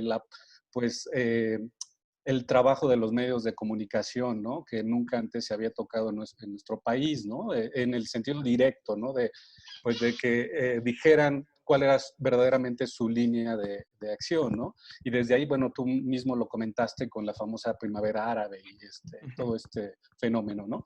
Y justo, pues bueno, es el comentario y la pregunta va en ese sentido, ¿no? Hasta dónde, como no nada más pues la parte de los medios, sino en realidad estar como con una especie de sentimiento, no confrontativo, pero sí de retroalimentación constante, ¿no? De lo que vivimos en nuestra cotidianidad y sobre todo con la parte oficial a lo mejor, ¿no? Entonces, y te pregunto, ¿hasta dónde crees posible que esta parte de estar pues alfabetizados, en este sentido como tú lo manejas en tu concepto, tiene que ver con nuestra cultura, en este sentido como México, que no veo, por ejemplo, tal vez en Francia, ¿no? O que tampoco veo en Estados Unidos. Entonces, justamente es eso. ¿Tú crees que sea parte de nuestra cultura o realmente no tiene nada que ver esto? Gracias. Mira, es una pregunta muy interesante, Federico. No lo había pensado, te soy franco. No creo que sea un tema propiamente cultural, porque entonces estaríamos asumiendo que a los mexicanos nunca nos ha interesado estar, digamos, más bien que nuestro interés sea la construcción de un criterio y por lo tanto habilidades para que nosotros empleemos o entendamos el quehacer y el comportamiento de los medios de comunicación. Sin embargo, la historia nos dice otra cosa. La historia nos dice que básicamente los medios de comunicación en México, y estoy hablando de la prensa escrita en el siglo XVI, siglo XVII, básicamente estos medios de comunicación siempre han figurado para dos cuestiones. La primera, para que estos medios funjan como un contrapeso al poder político, esa es una. Y dos, para que el poder político también utilice estos medios de comunicación y con ello instaurar, digamos, su quehacer o su gobernabilidad. Esto lo hemos visto a lo largo del tiempo. Y lo vemos, digamos, en el siglo pasado también con la llegada de los medios, pues ya, los medios colectivos masivos, la prensa, la radio y la televisión, que básicamente también estos medios de comunicación pues han jugado un papel importante en el cual también han estado bajo estas características, ya sea a favor o en contra de pues de un gobierno en turno. Ahora, ya con la llegada de Internet, pues yo te lo voy a decir así, yo soy de los todavía románticos o de la gente apasionada que cree que Internet puede cambiar las cosas, que puede construir, digamos, una ciudadanización digital y con lo tanto, al decir ciudadanización digital, quiere decir que esta persona o las personas tengan la capacidad de cuestionar el ejercicio del poder, tengan la capacidad de no solamente el ejercicio de poder político, sino también el poder económico, el poder mediático y el poder social, y que lo puedan cuestionar en el sentido en el cual, pues, a partir de ciertas características que son propias de la ciudadanización, pues exigir mejores resultados y con ello, pues, un mayor gobierno, pero, ojo, no solamente exigir, sino también que nosotros seamos partícipes y, por lo tanto, actores, digamos, de esa construcción de calidad democrática. Con ello, también, pues, debidamente, pues, tendríamos que tener esa parte. Pero, lamentablemente, las cosas y los estudios me dicen otra. Que básicamente tú citas el 132, ahí fue cuando yo más romanticé sobre Internet y el papel de las redes sociodigitales y que estas posiblemente podían generar un cambio de trasfondo. Hoy vemos que también estas redes sociodigitales están inmersamente contaminadas por intereses políticos, por intereses económicos y por intereses individuales y que básicamente pues están desquebrajando o poniendo en riesgo todo esto que hoy en día estamos hablando de la famosa democratización de los medios públicos o de los medios digitales y con ello también la democratización y la libertad de información que hoy en día estamos viviendo. No sé si más o menos te explico. No, sí, claro, justo yo hago un estudio, una hemerografía, perdón, una antología hemerográfica del Yo Soy 132 en mi trabajo de maestría y analizo pues, el papel de cómo van construyendo el fenómeno, ¿no? Los medios de comunicación sobre este aspecto estudiantil. Y efectivamente lo que veía es eso, ¿no? Y bien lo dices tú, que la parte de la participación que yo he observado en algunos países tiene que ver con esta especie de, pues no sé si más alfabetización o más bien están como confrontando estas versiones, ¿no? Y lo veo en la protesta misma, ¿no? En la Claro. protesta en el mundo entero. Es que entonces, creo, sí tiene que ver con un tema de alfabetización, porque digamos países como Alemania, Francia, etcétera, donde vamos al caso de Corea o de los países que consumen, son potencias, digamos, tienen accesibilidad casi todos a Internet, pero que no consumen como nosotros tanto Internet. O sea, estaba viendo el reporte de que Japón y Corea son los países de primer mundo que consumen entre 2 a 3 horas al día Internet. Tú dices, momento, pero si tiene el 100% de conectividad. Bueno, En ese sentido, vemos que ellos lo que hacen es un equilibrio informativo de lo que yo les decía, que solamente no se quedan con la versión que está circulando en Internet, sino que se van a los medios tradicionales, se van a muchas fuentes, inclusive hasta las fuentes directas que son las personas, etcétera, etcétera. Sí, yo creo que sí tiene que ver con una cuestión de formación que más que una cuestión de nosotros, ¿no? Es que yo Claro. todavía me resisto a decir que somos Sí. nosotros. Muchas gracias. No, y yo No, de qué Felicidades sumaría a lo nuevamente. que Gracias al doctor Jorge Hidalgo No, al también. contrario, muchísimas gracias, Federico. Yo sumaría a la reflexión que hoy nos hace Luis Ángel el tema de cómo ya en algún momento se ha discutido de que los mexicanos sí por condición, vamos a decirle, sociocultural y estructural, solamente somos replicadores de información, ¿no? Estamos muy poco abiertos a la deliberación, al diálogo, nos hemos convertido en consumidores por impulsos de información, entonces vemos una cabeza en nota y la estamos retuiteando, no dialogamos, y cuando se dialoga la deliberación es muy diferente a un ejercicio crítico y para tratar de llegar y articular el bien común, ¿no? En términos de la información. Quizá eso es un tema que hay que seguir profundizando y que qué bueno que lo sacas a la colación, porque seguramente van a salir mucho más temas ahorita que las demás personas estén participando. De hecho, por aquí llegan algunos comentarios, Luis Ángel. Carna Lifchin, que dice que excelente conferencia. Tenemos Gracias. por aquí también Estefano Niro, dice también excelente ponencia. Hay una felicitación también por acá de capacitación tecnológica que también te manda a felicitar por tu participación. Y tenemos una pregunta de la doctora Enriqueta Rivera. Doctora, si quieres abrir tu micrófono, adelante. Gracias. Bueno, un gusto, la verdad, escucharte, ser tan sistemático en la presentación y llevarnos de la mano para entender de otra forma a esas fake news, ¿no? Creo que es algo interesante. Ya compartí la investigación que nos pasó el doctor Hidalgo también ahí en Facebook, ¿no? Para generar más ruido. Y bueno, comentar que compararnos con otros países siempre es complicado. Y es algo que a mí me genera mucho ruido, pero no lo voy a comentar ahorita. Mi pregunta sería con relación a la participación de la sociedad civil y los líderes de opinión. Porque, bueno, en el siglo pasado, yo soy generación X, para mí Granados Chapa era un punto referente para entender el país. Cuando él fallece, creo que perdemos algo valiosísimo, pues, como un espejo. Y creo que yo quisiera escuchar tu opinión sobre el papel que juegan los líderes de opinión, ¿no? De carne y hueso, que aprovechan los medios digitales para dar su opinión, ¿no? O igual Llanero Villamil, muy en su principio, muy auténtico, ¿no? Pues Antonio Crespo, ¿no? O bueno, Claro. Lorenzo Meyer, que siempre nos permite contrastar tiempos históricos, ¿no? Con el presente. Entonces, a mí sí me gustaría escuchar tu opinión sobre este rol, ¿no? Que juegan los líderes de opinión, nosotros como sociedad civil. Y también, para terminar, ¿qué opinas sobre que hay también mucha información que comparte la gente de calle, ¿no? La gente que camina, ¿no?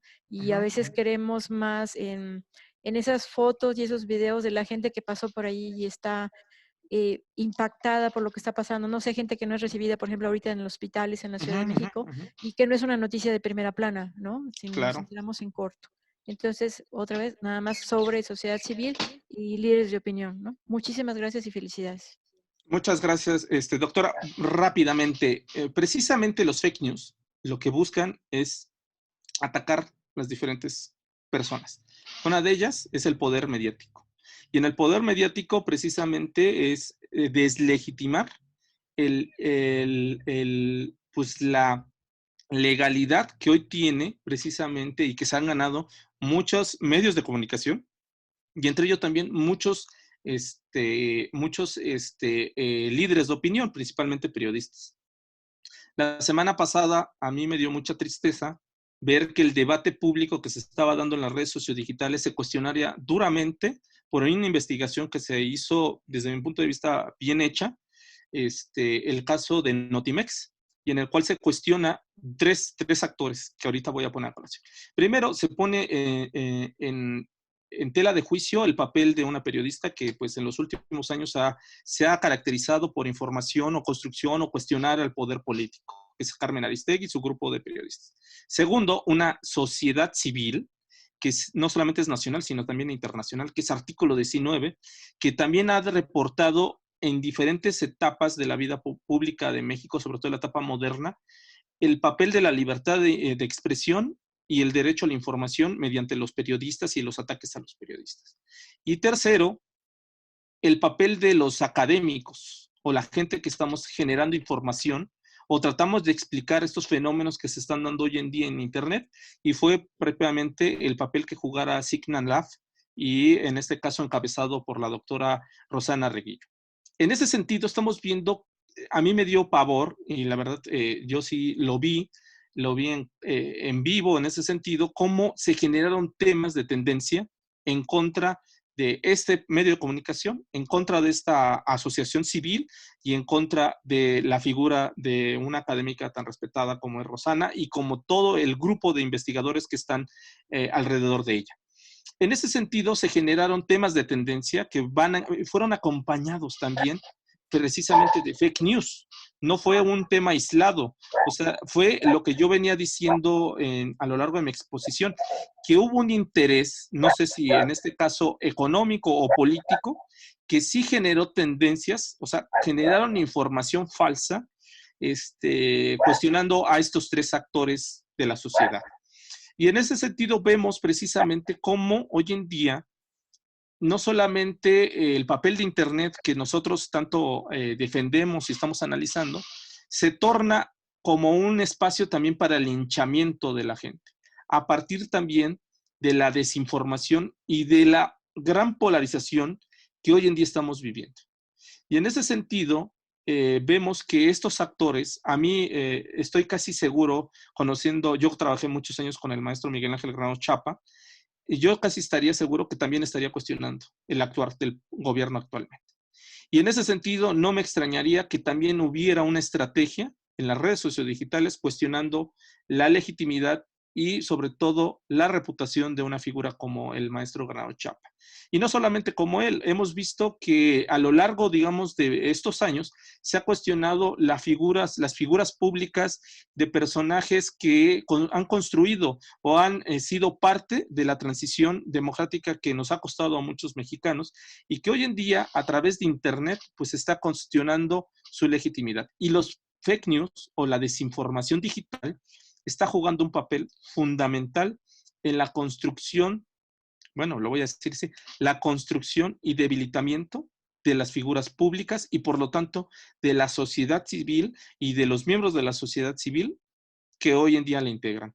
En ese sentido, pues sí, ¿qué papel está jugando las redes sociodigitales y por supuesto Internet y las fake news? Pues precisamente atacar la legitimidad de estos actores. ¿Por qué? Porque al debilitar la legitimidad de estos actores, quienes triunfan y ganan es la desinformación digital. Gracias, Luis Ángel. Por acá tenemos también una pregunta de Jair Guadarrama. Jair, si quieres abrir tu micrófono, adelante. Hola, ¿cómo estás, Luis? Doctor Jorge, ¿cómo están? ¿Qué tal, Jair? Desde Ecuador. Yo tengo dos pequeñas dudas. Lo que comentabas, he estado trabajando para los gobiernos y para las Naciones Unidas en Ginebra también. Y para no quitar mucho tiempo y la pregunta sea directa, también quería decirle a Federico Morales que podría estudiar lo de los Ipsos Mori, que es la parte que me gustaría ver si mides la parte variable de la ignorancia, que nos comentaban que era un punto muy raro. Yo no estoy de acuerdo, también decía la doctora pasada, pero creo que hay algo muy lamentable. A mí me tocó ahorita en Ecuador medir las fake news y las false news, que tú le llamas desinformation. Acá las trajimos de las Naciones Unidas y le llamaron false news. Una es democrática, la otra es ciudadana, pero creo que van hacia lo mismo, ¿no? Una por años. Entonces, mi duda es, de todos los que hemos trabajado con CA Research, con otras, hasta con SDP Noticias hemos trabajado, con todos los tipos de medidores, y ninguno ha caído en la viabilidad o credibilidad. Por ejemplo, mi trabajo doctoral se basó en eso. ¿Por qué crees que no existe una credibilidad dentro de esos ámbitos? O sea, de esos dos factores, que es la fake news o la desinformation o false news, como le quieras llamar. Y Mario Riorda, pues obviamente es el que nos habla del argentino sobre la infodemia, y eso ahorita lo estamos llevando. Entonces creo que para hacer un comentario corto es, creo que lo que está publicando México le echan la culpa a Ecuador. Y lo que Ecuador está publicando se echa la culpa a México. Hemos tenido el 80 contra 85 y le echan la culpa por el número de población. México tiene 6 veces más de número de población que Ecuador. y hemos tenido un problema por las falsas noticias. Ya vieron ahí a este Fernando del Rincón, que también tuvimos ahí un problema con la parte de gobierno.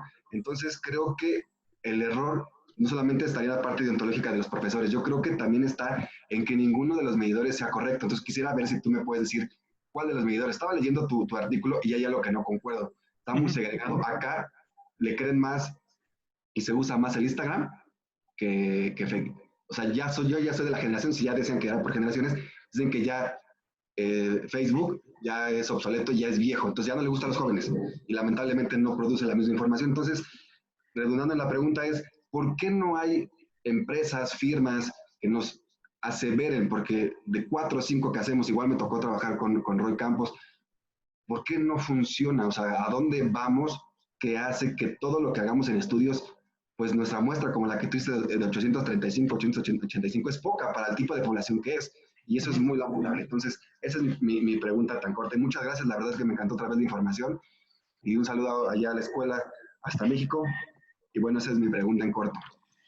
Bueno, a ver, tocas dos temas bien interesantes. Uno que tiene que ver también con la lucha ideológica, que muchas veces la lucha ideológica, también la desinformación juega un papel importante, que no es de ahora.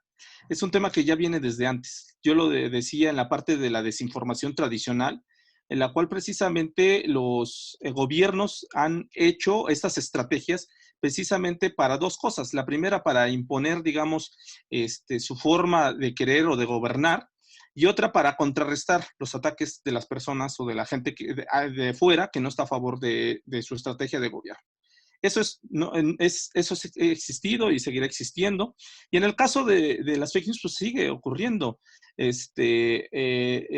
Y tiene que ver con una parte ideológica. Yo le decía al principio que no solamente tenemos que ver el concepto desde un punto de vista académico, sino también desde un punto de vista ideológico. Porque hoy en día, el caso de México es muy interesante, tanto de grupos pro AMLO como grupos en contra de AMLO han hecho uso desde su punto de vista de lo que ellos entienden como desinformación digital. O sea, cuando les conviene algo, es desinformación digital. Y cuando no les conviene, no es desinformación digital. ¿Me explico? O sea, es esta cuestión que también nos está ayudando y genera solamente más caos y más confusión y más problemas ontológicos, digamos, en el término de desinformación. Eso por una parte. Ahora vamos a entrar en la cuestión de la medición. Yo he venido desde el 2019, básicamente en el 2018 nosotros vimos un gran crecimiento del fenómeno de la desinformación en el proceso electoral, que eso nosotros ya estábamos casi convencidos de que iba a ocurrir este proceso electoral, y como lo estaba dándose en la dinámica en varias partes del mundo, las fake news llevan a jugar un papel estratégico para posicionar a un candidato o en llegado momento restarle puntos a otro candidato. A raíz de eso, nosotros en el 2019, a partir de nuestros recursos y de nuestro financiamiento propios, decidimos hacer mediciones del uso de Internet precisamente en México, que básicamente lo voy a resumir así: cómo utilizamos los mexicanos Internet. Es un estudio que contempla 18 estudios distintos, que va desde las 5 redes sociodigitales más utilizadas: Facebook, Instagram, YouTube, WhatsApp, Twitter, hasta cuestiones de cómo estamos utilizando las plataformas de streaming como Netflix, Spotify, etcétera, etcétera. Todo esto lo estamos midiendo. Y precisamente esto nos está dando una radiografía distinta para ver precisamente cómo es el actuar de los mexicanos y cómo estamos moviéndonos los mexicanos en esto que hoy en día es Internet. Básicamente nosotros, pues lógicamente quisiéramos hacer una medición más grande, pero los recursos no nos alcanzan, porque por eso es un limitante muy grande. Vuelvo a repetir, en el primer estudio que abarcamos 885 cuestionarios que son híbridos. ¿Qué quiere decir? Que hicimos una medición a partir de, con un actuario, y vimos la proporción de número de habitantes, cuántas personas tenían acceso a Internet. Bueno, hicimos ahí todas estas mediciones y decidimos cuántos cuestionarios tenían que ser la parte representativa o la parte que iba a corresponder, digamos, a ese estado en sí, etcétera, etcétera. Ese fue en el primero. En el segundo, no, bueno, ahí nos dimos cuenta de que faltaron lagunas, etcétera, etcétera. En el segundo, que es el correspondiente a la segunda fase de propagación, ya fue un levantamiento de 1,334 cuestionarios. Y esto también nos dio otras perspectivas y vimos otras miras y perfeccionamos muchos elementos, digamos, del anterior. Y en este tercero ya fue un cuestionario casi igual. Fueron 1,394 cuestionarios que repartimos en todas partes. Y en ese sentido, estos cuestionarios, al momento de que los aplicamos, básicamente nosotros buscamos que el error o la probabilidad fuera la menos posible. Por eso, básicamente, nos centramos en dos aspectos. La primera, que las personas tuvieran acceso a Internet. Y la segunda, que las personas supieran sobre el coronavirus, sobre la existencia del coronavirus. Y bajo esa lógica, nosotros elaboramos el primer muestreo. En el primer muestreo nos dimos cuenta, bueno, básicamente lo centramos a gente que usaba Internet, pero básicamente en el segundo muestreo dijimos, a ver, no todos están informando a partir de Internet o no todos tienen acceso a Internet, lo cual implicó que sumáramos más cuestionarios y que ahí entrara el muestreo mixto. ¿Qué quiere decir? Aparte de cuestionarios digitales que aplicamos, hicimos llamadas telefónicas. Y eso nos permitió generar mayor certeza en los resultados a partir del estudio de personas que no tienen acceso a Internet y con ello saber cuánto está siendo, digamos, la desinformación o los grados de desinformación que está llegando a estas personas. Y en el tercer muestrario, aparte de hacerlo híbrido, decidimos sumarle otro indicador que tiene que ver con aspectos meramente ya de las personas que están acudiendo, o sea, si hicimos cuestionarios físicos. Y esto correspondió a que básicamente creamos 32 centros en los 32 estados que aplicaran el cuestionario a sus seres cercanos. O sea, que estuvieran ahí mismo y aplicaran el cuestionario. Esto nos dio mayor certeza. ¿Por qué? Porque ya tenemos un cuestionario que fue aplicado no solamente por la vía digital, sino también por la vía telefónica y también por la vía física. Pero aún así, pues hay limitantes. A mí me encantaría, te lo soy sincero, tener un cuestionario mucho más amplio y que fuera aplicado con mucha mayor frecuencia. Te voy a decir la verdad, este cuestionario o estos cuestionarios que nosotros levantamos o esta medición que hicimos fue contrarreloj. Nunca habíamos hecho un estudio tan rápido. ¿Por qué? Porque al hacerlo tan rápido también hay muchos errores al momento de hacer la medición. Y en ese sentido nosotros nos apostamos a eso y fue la primera vez que nosotros en 2 meses aplicamos 3 estudios. Sin ser una encuestadora como la de Roy Campos, que tiene mucho dinero, sin ser el INEGI, que también tiene mucho dinero, y sin ser, pues también con recursos que a veces dota alguna cuestión como CONACYT. Nosotros lo hicimos desde nuestra trinchera y con nuestros recursos. Muchísimas gracias. No, ¿de qué? Al contrario, muchas gracias y un saludo hasta Ecuador. Y por acá tenemos 2 últimos comentarios, preguntas, Luis Ángel, uno de Adriana Eslava, que comenta que ella colabora en una institución educativa de nivel medio superior, en el CONALEP. Dice, ¿qué sugerencia específica nos das para orientar a los jóvenes al respecto? Y también está la de Helmut Torres, que dice que qué papel o importancia ves en el concepto de la mediación para la interpretación de fake news desde la comunicación. Es que ese es un tema súper interesante. Sí. A ver, vámonos primero con el de Adriana. ¿Sí es Adriana? Adriana Eslava. Que preguntaba acerca de qué pueden hacer, qué puede hacerse, o cómo era, doctor. Sí, decía específicamente que qué sugerencia específica nos das para orientar a los jóvenes al respecto del tema de las noticias falsas. Básicamente lo que yo siempre he dicho en diferentes espacios académicos y espacios mediáticos. 1, que son como reglas. Para reducir la desinformación sobre un tema específico, primeramente tenemos que hacer nuestra chamba. ¿Qué quiere decir? Nosotros como usuarios tenemos que mínimamente informarnos, que digamos, vamos a poner como un ejemplo del coronavirus, por lo menos investigar mínimamente qué es el COVID-19. ¿Qué características tiene el COVID-19? ¿Cómo se transmite? ¿Cuáles son las pruebas para detectar el COVID-19? ¿Cuáles son la forma de atenderse en caso de tener COVID-19? ¿Y qué fuentes, digamos, podemos acudir en caso de tener COVID-19? Eso nos va a ayudar a tener una información básica que a la larga, si llega desinformación o fake news sobre alguno de estos padecimientos, nosotros tengamos ese mínimo de información y empecemos a dudar de la información que nos llega. Eso nos va a ayudar muchísimo. Segundo, no creer todo lo que circula en Internet, y más si nos la envía gente desconocida.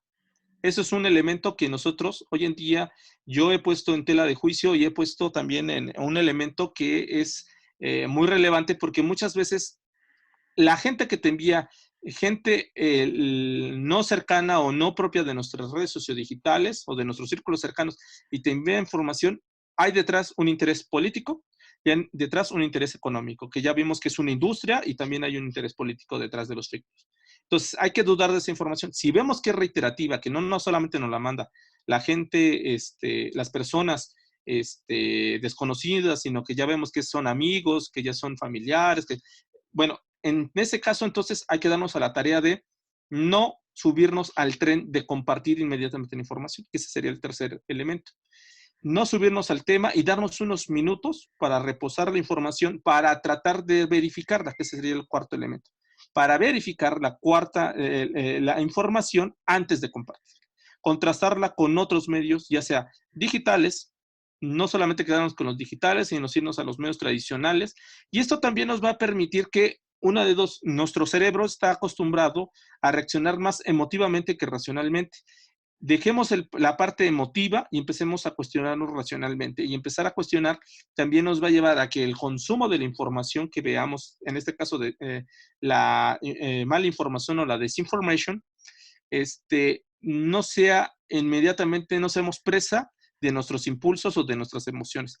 Esto nos va a llevar a que al momento de contrastar generemos un criterio informativo, que es algo bien complicado, pero es necesario.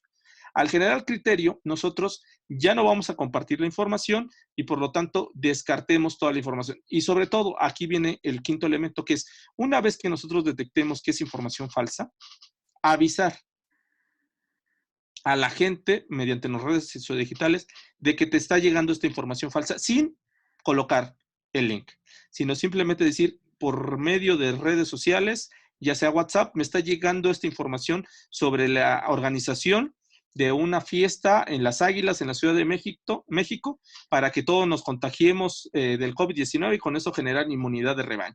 Bueno, en ese sentido, ya podemos empezar a decir esto es falso.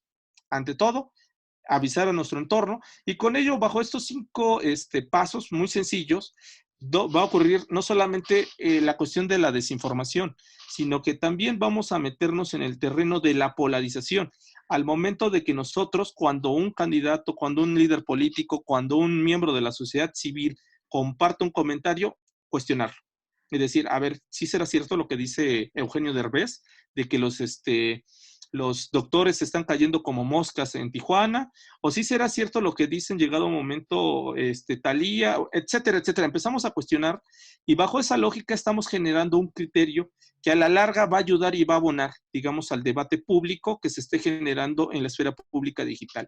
Y con ello no solamente vamos a reducir, como lo he venido diciendo, el fenómeno de la desinformación digital, sino también el fenómeno de la polarización que se está dando en estos entornos digitales, y con ello también un fenómeno que se sigue creciendo y seguirá creciendo si no hacemos nada, que es el de la posverdad.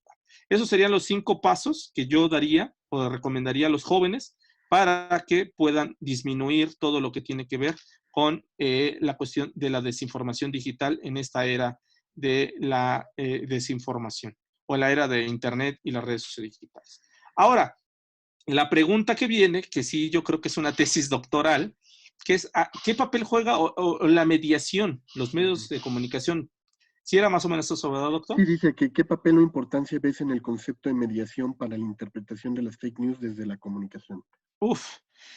Bueno, a raíz de que pasamos a este nuevo modelo de comunicación digital, el modelo comunicacional tradicional donde la prensa, la radio y la televisión, el cine y los medios tradicionales generaban agendas o generaban un criterio para determinar cuál era la información que debía ser circular y cuál no debía de circular, esto de una u otra forma protegía a la sociedad de evitar precisamente mayor número de polarización o mayor número de información de desinformación que estaba circulando.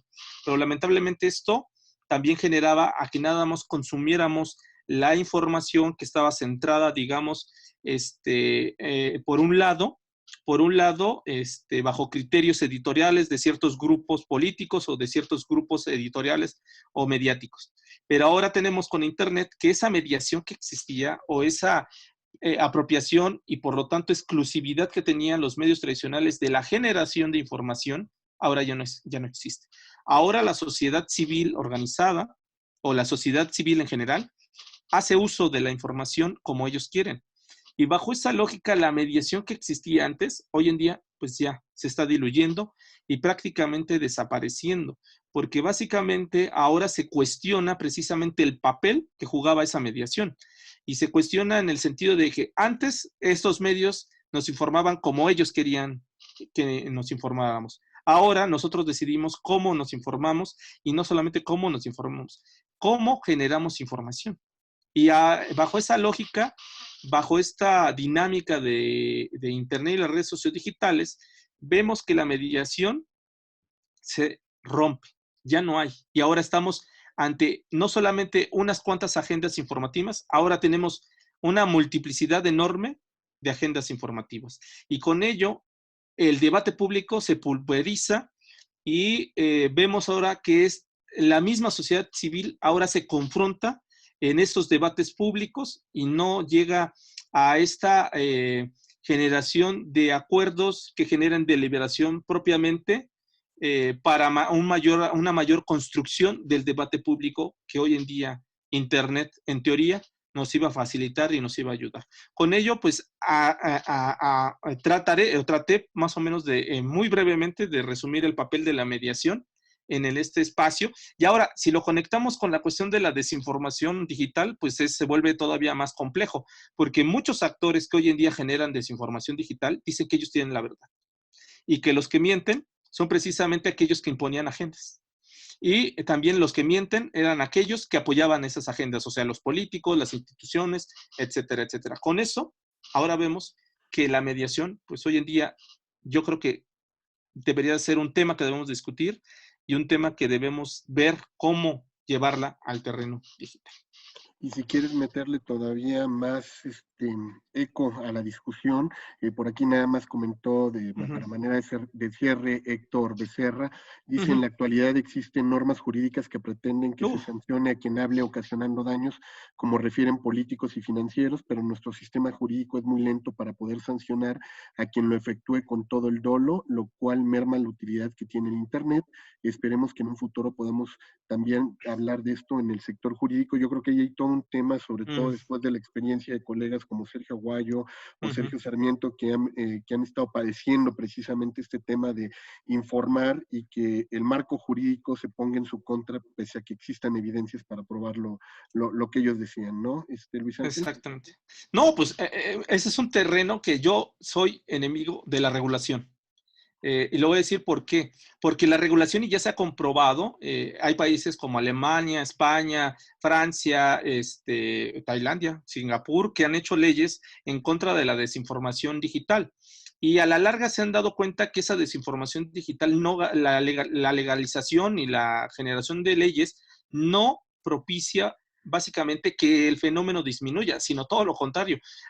Recientemente Alemania publicó su estudio sobre el COVID-19, en el cual se repunta el número de información falsa digital en ese periodo. Bueno, básicamente, ¿por qué estoy en contra? Porque esto no garantiza. Las leyes que se han creado, lo único que hacen es sancionar, ya sea una sanción pública en el sentido de decir, bueno, esta persona mintió. O sea, Joaquín López Dóriga nos dijo que se había muerto. El primer caso del fallecimiento de COVID-19 había sido el empresario Jorge Curi. En ese sentido, les decimos que él mintió. Ok, se hace la amonestación pública y lo dejan a él tachado como un mentiroso.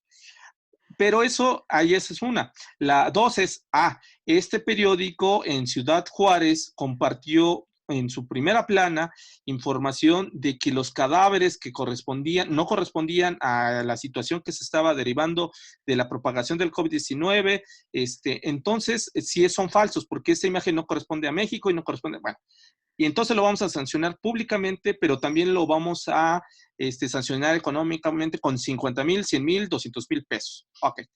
Esto no asegura en ese sentido en nada, porque muchas veces la gente que es sancionada, la información que ya es del dominio público, y en este caso Internet, ya hizo uso de ella. Y muchas veces esa portada de ese medio, ya a lo mejor la baja el medio y hace una aclaración de que se equivocó, pero el Internet, como yo lo dije, lo construimos entre todos.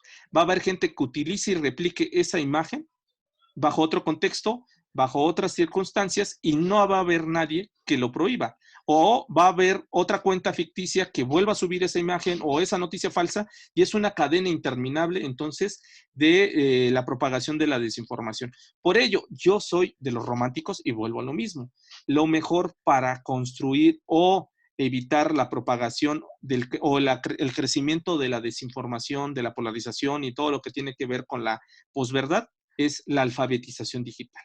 Eso sí, a la larga, es una apuesta a largo plazo, pero que sí ha habido estudios que comprueban que la alfabetización digital no solamente ha beneficiado en el terreno de la apropiación, digamos, para discernir sobre información falsa o verdadera, sino que la misma sociedad se beneficie con mejores medios de comunicación, con mejores periodistas, con mejores calidad informativa, con mejores contenidos, con mejores usos de los mismos contenidos, etcétera, etcétera. Y eso a la larga, pues es, desde mi punto de vista, la mejor vía. En el caso, yo lo dije hace 3 meses que me invitaron a la Cámara de Diputados a hablar sobre ese tema, que la vía no es regularizar. Y más en nuestro país, donde el poder político y el poder judicial se ha usado de una forma no correcta y se ha usado todo el aparato de gobierno en contra de una persona. Y hay más o menos. Incluso estos modelos de corregulación por los cuales se han apostado en muchas partes del mundo también hoy están en deliberación, ¿no? Estamos sufriendo estos ataques de si no me gusta lo que Luis Ángel está diciendo, lo reporto en Facebook, lo denuncio para que bajen sus informaciones, y es parte de esta nueva lógica. Luis Ángel, creo que has dejado por ahí temas pendientes, muchas cosas para la reflexión. Yo te agradezco muchísimo en nombre de nuestra Facultad de Comunicación de la Universidad de Anáhuac, de nuestro Centro de Formación Docente, también el que nos hayas podido acompañar el día de hoy y que hayas podido responder todas estas inquietudes que se fueron generando a lo largo de este conversatorio. Y pues para nosotros ha sido un honor tenerte directamente aquí. Luis Ángel, no quisiera despedirme sin antes compartir contigo un reconocimiento que tenemos por parte de nuestra Facultad de Comunicación, aunque hoy es de manera virtual. Esperamos que próximamente pudiéramos tenerlo también contigo en modo físico. Muchísimas gracias, maestro Luis Ángel Hurtado, por tu valiosa participación impartiendo esta videoconferencia, Fake News, el enemigo silencioso del Internet. Y pues felicidades, muchísimas gracias, Luis Ángel, y ha sido un honor tenerte con nosotros. No, al contrario, para mí es un gusto y yo encantado de volver a poder estar con ustedes cuando ustedes me lo soliciten. Para mí es un gusto platicar y debatir sobre estos temas. Les agradezco muchísimo. Gracias. Al contrario, Luis Ángel, y también queremos aprovechar este momento para invitar a todas las personas que todavía siguen sintonizadas con nosotros. El próximo lunes tendremos la posibilidad de dialogar en punto de las 4 de la tarde con el maestro Luis Herrero Corona. Él es el director ejecutivo de las Eras de Motecnia, quien va a hablar con nosotros sobre el tema del diseño de las encuestas digitales y todos los desafíos que esto presenta. Creo que es un tema también de orden práctico, profesional, para todos los que están estudiando este tipo de temáticas, para las inquietudes que nos manifestaban colegas como Yair, pues creo que pueden ser de gran interés y de gran relevancia. Muchísimas gracias a todos, ha sido un gusto tenerlos aquí con nosotros y participando en estos webinars. Luis Ángel, muchísimas gracias. Al contrario, doctor, a mí un gusto. Muchísimas gracias y muy buena tarde, noche para todos. Así es. Y bueno, también para quienes nos preguntaban por ahí si esto va a estar disponible, el contenido, sí estamos colgando también en nuestra página de YouTube de posgrados de comunicación todos los contenidos de los últimos webinars que hemos tenido. Por si alguien tiene también inquietud, nos lo puede solicitar la URL a través de nuestro correo, que es jhidalgo@anahuac.mx, y con gusto les compartimos el enlace, y seguramente también lo van a poder encontrar en el perfil de Luis Ángel y de un servidor en Facebook, donde vamos a estar también compartiendo esta excelente conferencia que nos has compartido el día de hoy, Luis Ángel. Muchísimas gracias, que tengan una excelente noche. Muchas gracias, muy amable. Hasta luego. Buenas noches, gracias. Gracias a todos por su participación.